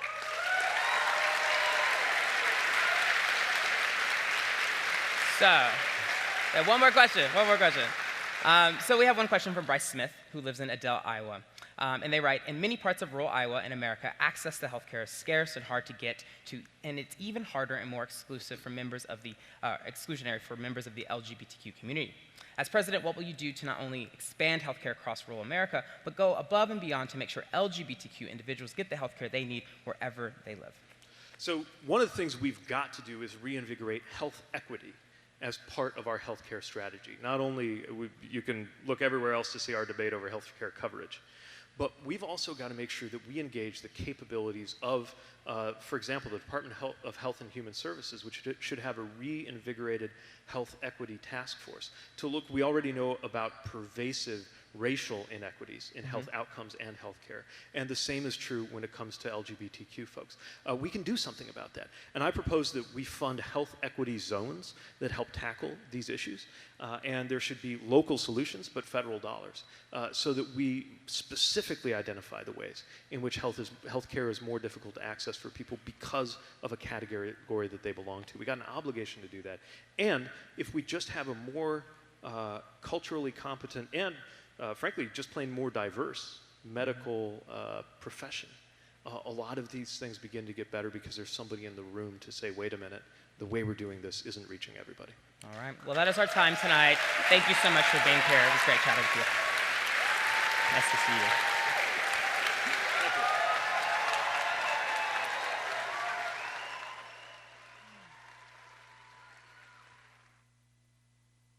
It's not easy. Hello again. Please join me in welcoming our next candidate, Senator Amy Klobuchar.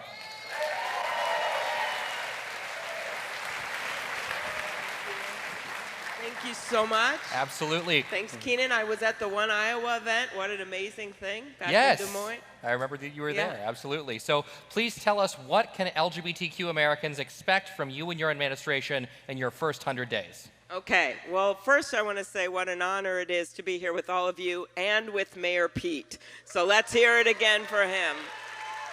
He is something to be proud of. So, what you can expect from me, and then I'll explain how I'll get you there. First of all, to pass the Marriage Equality Act in the first year. We are so close. We passed it in the House. We can get this done. Secondly, on day one, I will get rid of Betsy DeVos. We need a Secretary of Education that gets marriage equality, that gets trans rights, that understands our students and stops the bullying in our schools. The other thing I would do is ban conversion therapy. We have seen some of this in Minnesota, which you may have noted, and so I'm very focused on this issue. And then I think we need to invest in mental health and make sure that we have health care that works for our HIV community, everyone else. So how do we get there? Going back to how I got involved in LGBTQ issues, so I was the DA, the county attorney, and we had a bunch of hate crimes come into our office, and I worked on them and prosecuted them. And then when President Clinton actually introduced the Matthew Shepard bill, the hate crime bill, I was a young prosecutor, an elected official. I'd never even been to the White House, but he invited me to the White House to introduce him when he introduced the bill. because of the work we've done. And I got to meet Matthew Shepard's parents. I got to meet the investigators on the case. It's something I will never forget. They talked about how that had changed their lives and changed them forever when they started working on that case. And this is the sheriff's deputies, the police officers. So anyway, there I was, ready to go into the East Room to introduce Bill Clinton, never having been in the White House before, standing outside of the door with Bill Clinton on one side, Janet Reno on the other with my little note cards. And they start playing Hail to the Chief. The military band was there because they wanted to make it a very important event, you know, da, da, da, da. And I start walking in, and all of a sudden I feel this big hand on my shoulder, and this voice says, I know you're going to do great out there, but when they play that song, I usually go first. That happened. So all I can say is that may have been my first time in the White House, but it won't be my last. Then I got the incredible honor of following that bill through. Just think, years and years later, I'm in the Senate. It had failed. Then we took over the Senate, and then we actually passed that bill, the hate crimes bill, with my vote in the U.S. Senate. From there, we had in Minnesota a divisive amendment that would have actually made it impossible to have gay marriage in our state. We used Iowa as an example, and we were able to defeat that amendment in a major election, my re-elect in 2012. And not only did we defeat it, we took back the state legislature, and we passed gay marriage in Minnesota. So that's my journey. And I'm very much looking forward to carrying this to the finish line with this other work that we need to do. Okay. Thank you so much. Thank you. So another Iowa question. This year, Iowa legislators wrote exemptions into the Iowa Civil Rights Act that would allow Medicaid to deny medically necessary surgical care to transgender Iowans. As president, what would you do to ensure that transgender Americans are able to access medically necessary care without discrimination? Well, I would be against, and I know what you have a problem right now in your legislature and in your governor's office, right, in Iowa. And we need to fix that by winning elections, okay? So that is the first thing. And then, of course, I would reverse those kind of policies. I would not be for those kinds of policies. And I think we've got to make sure as we look at Medicaid coverage, as we look at the Affordable Care Act, we have to remember how important these protections are in the Affordable Care Act, actually, for trans people and also for HIV, LGBT, you name it. Because remember, before this, we had people being kicked off their health insurance for pre-existing conditions. And not only is this president discriminating against trans people with health care and their right to be patriotic and serve, he is also discriminating against all LGBTQ people in his efforts to repeal the Affordable Care Act. I wouldn't repeal it, I would strengthen it, I would expand it. Thank you for that. Earlier this year, Tiffany Allen and Angel Lane of Missouri were busy planning their wedding when they received some unwelcome news. A wedding dress designer not only rejected their wish to purchase their dream wedding dress, but went on to say, I know you both love each other and that feels right, but I encourage you both to reconsider. And to specifically reconsider your marriage and relationship with God. As a Midwesterner, a Christian, and a wife, how can you guarantee that LGBTQ couples can have their dream wedding without living in fear of being discriminated against simply for being who they are? Well, if the courts won't do it, and they've been such a problem on these issues, as we know, I think the answer is the Equality Act. I think that would make a big difference in protecting people. And then as we go forward, it is appointing judges, especially judges to the highest court of the land, the Supreme Court, that respect civil rights and the law. And that's what we need to do. Great. All right, one final question, which comes from the audience, and this actually comes from Brandon Wolf, who is an incredible activist with Equality Florida and a survivor of the Pulse nightclub massacre. Now, Brandon asks, with the rise of hate violence against LGBTQ people, specifically trans women of color, what actions will you take on guns and hate crimes in your first 100 days, and how will you ensure that law enforcement are more LGBTQ inclusive? Okay, well, first, could Brandon, if you're out there, could you stand up?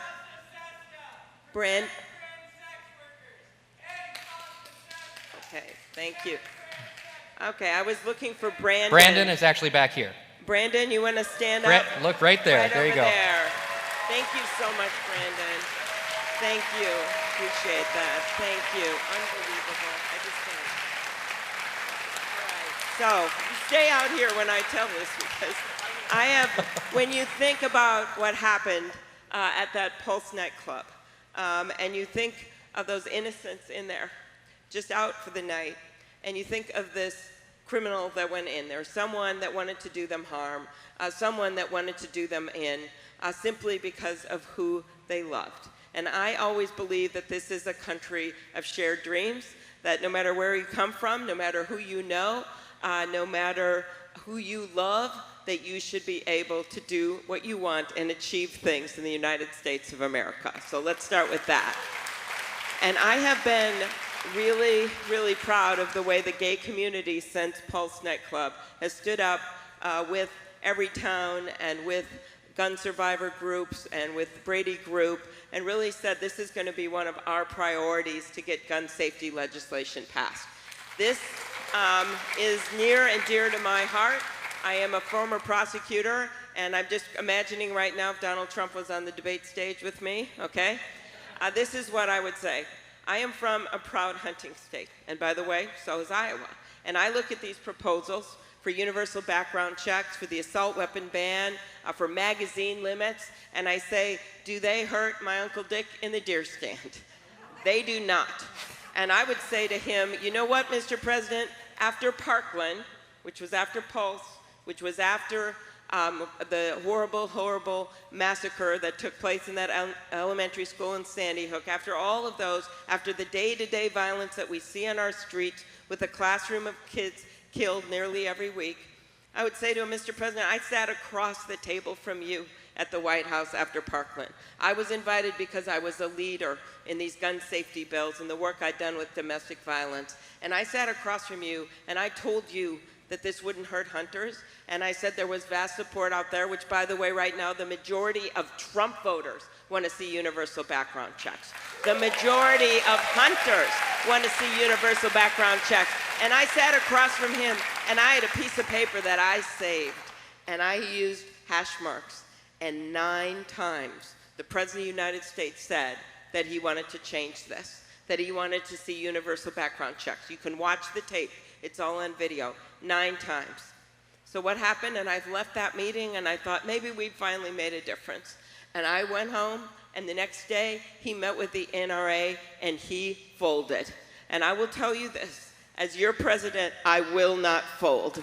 I will not fold to the NRA. I will not give in to them. Not for those victims at the Pulse nightclub, not for those victims in Midland and Odessa and in El Paso and in Dayton. And you think about that shooting in Dayton when the police showed up within 1 minute. They were there in 1 minute, yet in 30 seconds, 9 people had died. If that doesn't cry out for a change in our gun laws, I don't know what does. So the answer is now, right now, to get Mitch McConnell to call those 3 bills up for a vote, so we have a vote right now. That is the answer, and to not fold. So let's get this done. Thank you. Thank you.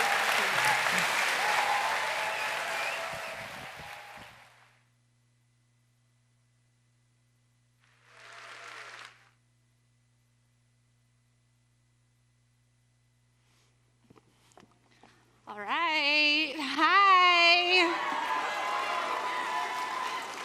So I've been told we're trending number 4 in the world.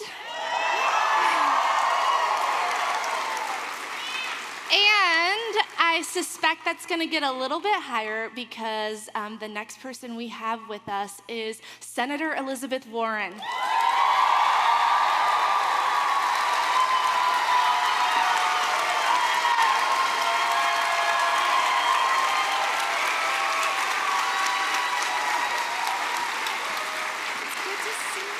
Good to see you, Senator. So, Senator, if elected president, what should LGBTQ Americans expect from the first 100 days in office? So good to be here with you. I'm not going to tell you I'm going to show you. Dana Martin, Jasleen Ware, Ashanti Carmen, Claire Legato, Malaysia Booker, Michelle Tamika Washington, Paris Cameron, Shinell Lindsay, Chanel Spurlock, Zoe Spears, Brooklyn Lindsay, Denali Berry Stuckey, Kiki Fantroy, Pebbles Ladime Dime Doe, Tracy Single, Bailey Reeves, Beloved Slater, Jalea Jamar.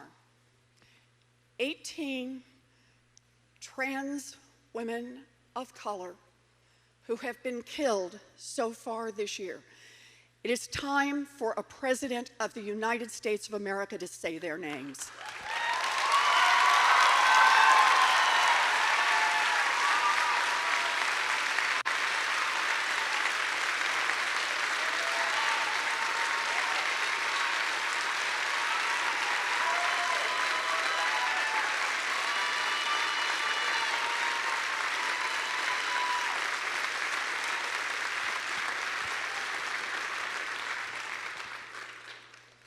Equality is far off for many people in this country, but the cost of inequality for trans people, particularly trans women of color, has now reached a moment of crisis. And it is time for everyone in America to speak out on this issue. Donald Trump has a strategy. He's got a plan. His strategy is turn people against people. Turn white against black, turn straight against gay, and particularly trans, turn Christians against Muslims, turn people in urban areas against people in rural areas, turn everyone against immigrants, particularly immigrants of color. His strategy is, oh yeah, he knows what this strategy is. This strategy is one of, as long as people are turned against each other, then maybe they won't notice that Donald Trump and his corrupt buddies are robbing the rest of this country of its wealth and its dignity.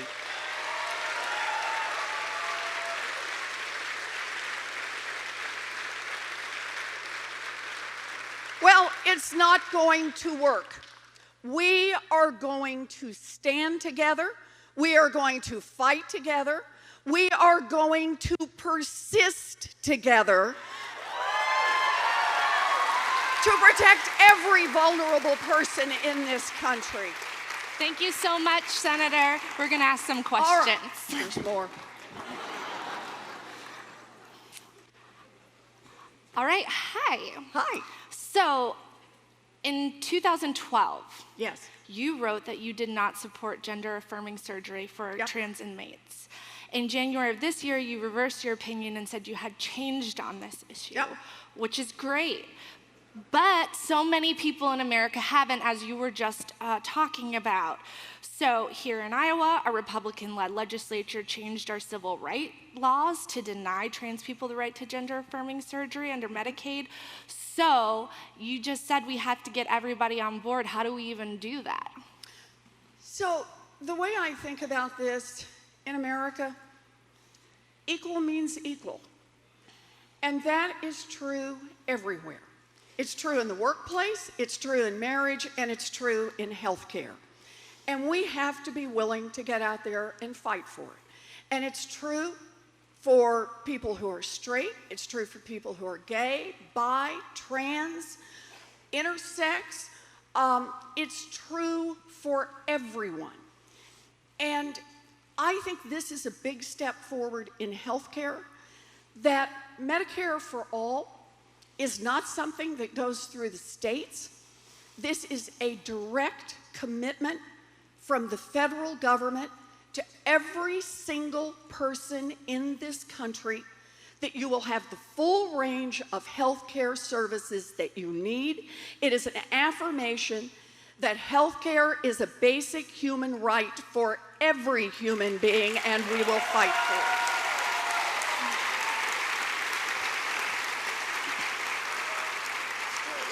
Senator, maybe you also saw this too. I saw in the audience a sign that said, bring back morality. And backstage, you and I were talking about faith.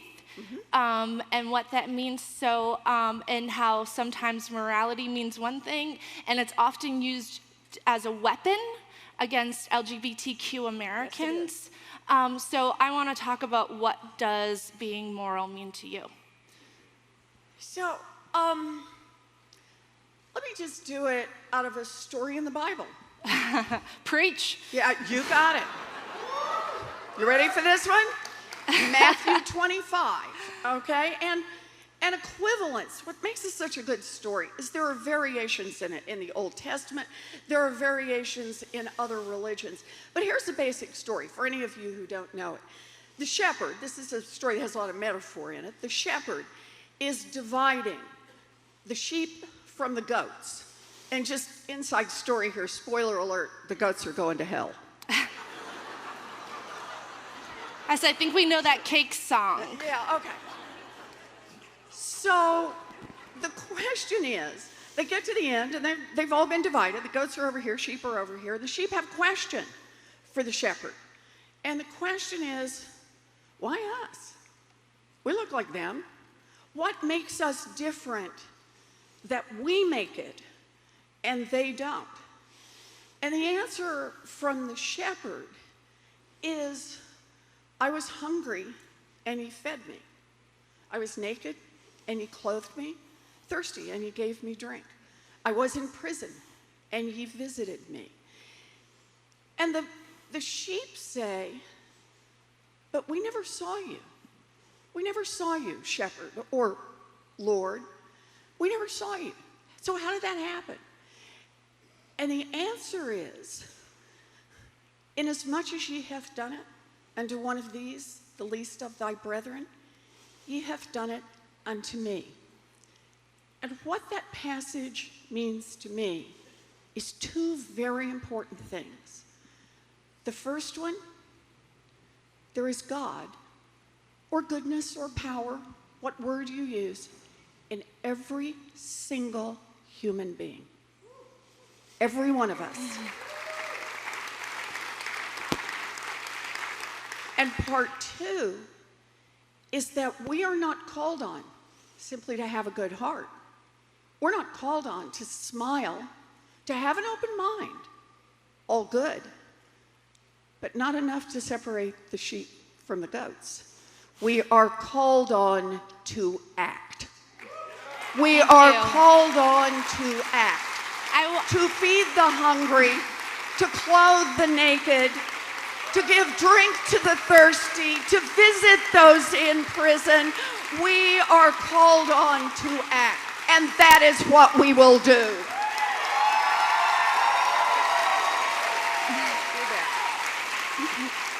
Thank you for taking us to church, Senator. Every day. We have a last question I want to slip in because it's from someone in our community. Renee in Cedar Rapids asks about on October 8th, the Supreme Court will hear arguments on whether Americans are protected from discrimination based on sexual orientation and gender identity. So if the court decides they are not protected, what will be your course of action to make sure LGBTQ individuals do not lose their jobs or homes? Then we need to move in Congress. And we need to move in Congress, in my view, even before the Supreme Court acts. Remember, we always have to remember in this democracy, we've relied on our courts to protect the rights of individuals. That's what it's been about. They're there to protect the minority, to protect the individual. And yet, what's been happening to our federal courts for a long time now, it's been corporate lawyers who get appointed to those courts. It's been people who keep recognizing the rights of corporations, including the rights of corporations to have so-called religious expression. if that means cutting off health care to individuals. It's been about pro-corporate decisions and less protection for human beings. So we're going to keep fighting that fight in the Supreme Court and with the nominees to the Supreme Court. We need somebody for President of the United States who will not name someone like Brett Kavanaugh to the United States Supreme Court. Thank you, Senator. But let me just add, I hope we don't lose this case. I will stay on top of this. But remember, we also have a Congress that we can hold accountable. And our Congress can decide that we all are equal in this country, and that is the fight I am ready to lead. Thank you. Thank you so much. Thank you so much.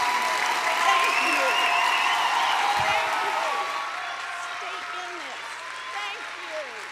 Thank you. Yes. Selfies.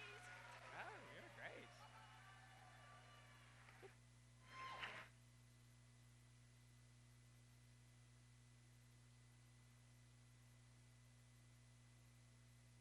Hello.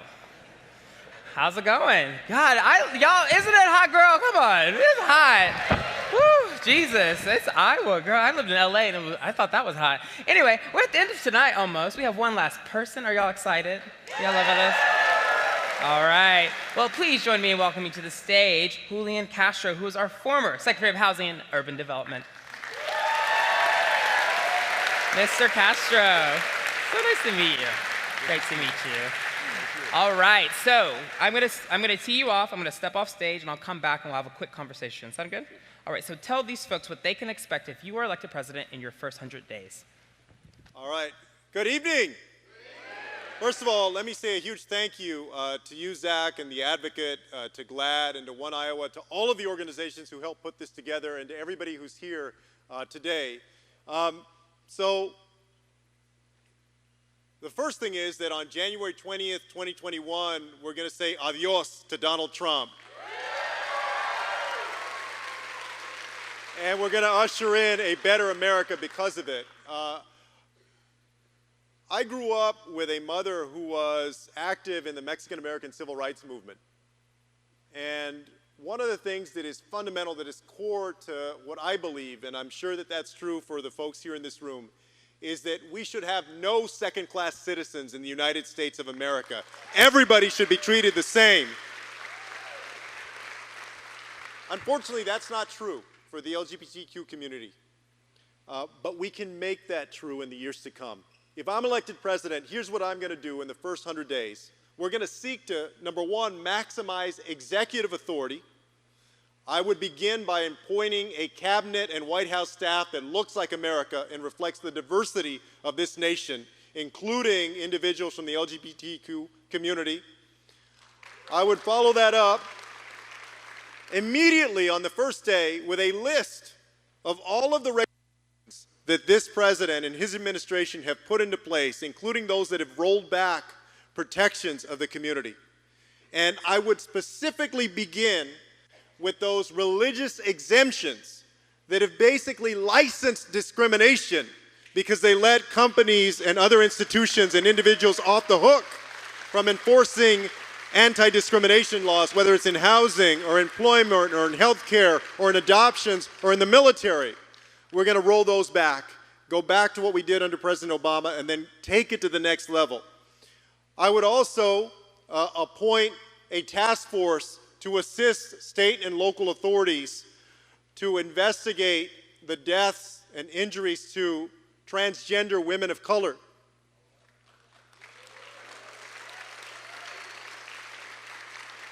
And connect the dots of policy. For instance, ensuring that just because somebody is HIV positive, if they are in our immigration system seeking asylum, they're not separated from their family, that we treat people the same. Family love doesn't know that kind of boundary, so we shouldn't treat people differently. Of course, we also have to work with Congress, and I would work with Congress to do things like pass the Equality Act and make that a priority legislatively so that you can't be discriminated when you go look for a job or look for an apartment or a house. My goal as president would be to make sure that everybody in this country can reach their full potential. Love who they are, be who they are, enjoy this country like anybody else. That's the kind of America that we can all believe in. Gracias. Thank you. I look forward to the conversation. Yeah. Wow, thank you for keeping to time. I didn't have to come out and... Did I hit the mark? I think I hit the yeah. mark. Wow, that was great. Thank you. Sorry Julian. for being so dressed down, by the way. I was at a high school earlier. It's fine. It's so funny because I never wear a suit, so, we're opposites today. Well, I want to start off with a personal question, or more of a personal story, and it comes from Family Equality Council, which is a nonprofit that works with queer families. And they shared a story on behalf of Christopher Sharp, who was a gay foster child in Texas, where his caseworker removed him from his foster family, and while driving him to a group home, they told him that unless he manned up, he would never find a forever family, since people just don't want gay kids. He was moved from group home to group home, aged out of foster care, and experienced homelessness before getting his college degree and becoming a youth advocate. Texas, your state, has a law on the books explicitly allowing foster care agencies and workers to discriminate against LGBTQ foster parents and children. As a parent, what would you do to improve the outcomes for the 1 in 5 foster youth who, like James, are LGBTQ? Thank you very much for that question. Number one, I would prohibit that kind of discrimination in the foster care system. I would also ensure that we invest in the foster care system to make sure that it has the resources to support all of the kids who are in that system. First of all, as a whole, as folks know, who too oftentimes end up dropping out of high school or ending up homeless or in prison. We need to invest in our foster care system writ large because you can see across the board that people are not able to live up to their full potential oftentimes. So we need to improve it, but we also need to make sure that no matter what your sexual orientation or your gender identity is, that you can feel at home, that you can feel like you're loved, that you can feel like you count too, and you can be able to grow up and go on and be successful and reach your dreams, whatever those dreams are. And that begins by ensuring non-discrimination in that system. Great. So I have to do a question about your former job because, we have a housing expert here today. And, homelessness is an issue that we have yet to solve in America and the world, and instead it's only currently growing. Multiple studies have found that within this epidemic, between 20% and 40% of all homeless youth are LGBTQ identified, while only making up a fraction of the total population, a very, very small bit. While you worked under Obama, we saw more LGBTQ protections passed than ever before. However, this situation not only stayed the same, but it grew some. As president, what are your plans to deal with this issue? Because it seems as we have more of these conversations, the more of us come out, the more homeless we're becoming. Thank you for that question. First of all, let me say that what Ben Carson said, what was reported that he said the other day is disgusting. And we need a Secretary of Housing that can represent everybody and make sure that everybody is treated fairly. And if he can't do that, he should step down as Secretary of Housing and Urban Development. When I was there, we passed the transgender rule that basically said if you seek shelter at a federally funded shelter, that you need to be accommodated according to your preference, according to what makes you comfortable. And I want to ensure that we hold on to that. So we will go back to that, offering that kind of protection. When it comes to youth homelessness, we did have a lot of opportunity to work to get those numbers down. And I have a housing plan that includes ending youth homelessness by the end of my first term. And I would do that by investing in more housing choice vouchers, rapid rehousing dollars, and other assistance that would help young people be able to find a permanent place to live. Once somebody turns 18 and they're an adult, they need a permanent place to live. Before then, they need a loving, stable place that they can live. That takes investment. That also takes making sure that we're aware of, as you said, the fact that up to 40% in some communities of youth who are homeless are from the LGBTQ community. We have to prevent that. We have to make sure that families better understand that somebody who comes out as gay or lesbian or transgender, how do we get families to better accept who their loved one is? And are there any kind of policies you would, or not policies, but more of like, how would that conversation go in the White House?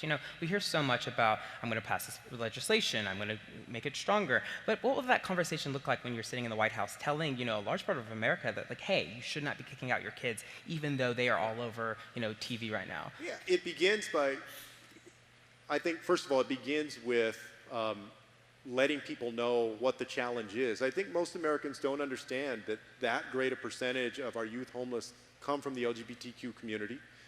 Secondly, I actually believe that it starts in our education system, in our institutions, so that we have a society in the years to come that values the contributions of people from the LGBTQ community, that understands the history, that instead of seeing them too oftentimes as the other, they understand that we're fully part of one American family.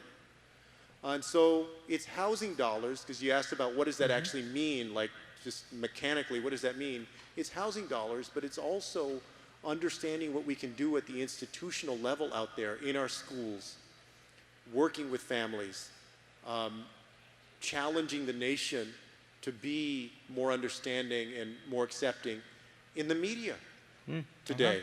Okay. Right?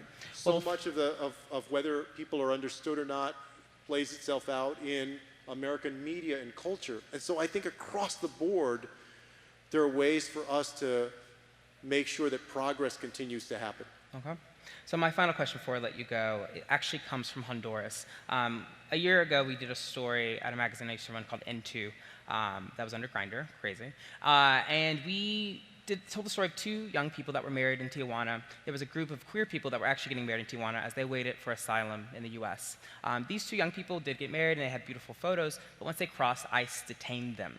They've been held for the past 10 months, they were abused, and they were just sent back to Honduras, and they're currently risking their life there and could literally die at any moment. What will you do for asylum seekers as president to make sure that queer people who are fleeing here to stay alive do not die when sent back? There's so much. I mean, I put out an immigration plan in early April because I have a very different view of immigration from this president, and I'm not going to be afraid to articulate that vision. But with regard to asylum seekers, I would do several things. Number one, I would stop playing games with asylum seekers at the border, stop this metering, stop the MPP or Remain in Mexico program. I would, with asylum seekers, allow the reason that somebody is fleeing from domestic or gang violence, again, to be considered in somebody's asylum application, because too often times, especially transgender individuals, are fleeing from that kind of threat of violence or actual violence. I would stop, as I said, separating asylum seekers because somebody is HIV positive or suspected of being that. So from day one, there are executive actions that we can take to treat people more humanely and also to allow them to make their asylum case in the first place. We also need an immigration court system that is independent of the Department of Justice, that has the judges and support staff to actually hear people's cases. I don't want people having to wait 3 or 4 years to get an answer on their asylum claim. I don't want to separate families. I don't want kids in cages. I want people to have justice and to be able to get a yes or a no. And then finally, you mentioned Honduras. I actually believe what we need to do is that we need a 21st century Marshall Plan for Honduras, El Salvador, and Guatemala so that people can find safety and opportunity at home instead of having to make that dangerous journey to the United States. Well, Mr. Castro, thank you so much for joining us tonight. It's been a pleasure chatting. Thank you all for having me. Thank you. Great to meet you. Thank you. All right. Did y'all enjoy that? Is that good? All right.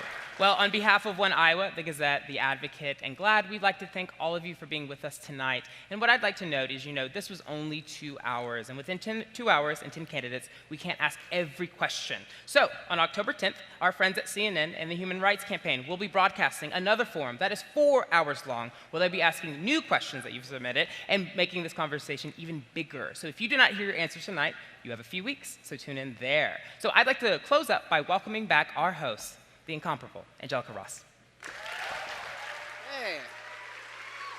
Yes. I had to switch it up real quick because we promote trying something new and switching it up in this community. Thank you very much, Zach, for announcing that other debate because I still got questions. And thank you to everyone for being here tonight. I have one more request for you, for your families, for your friends, and for everyone in your lives. Vote. Good night.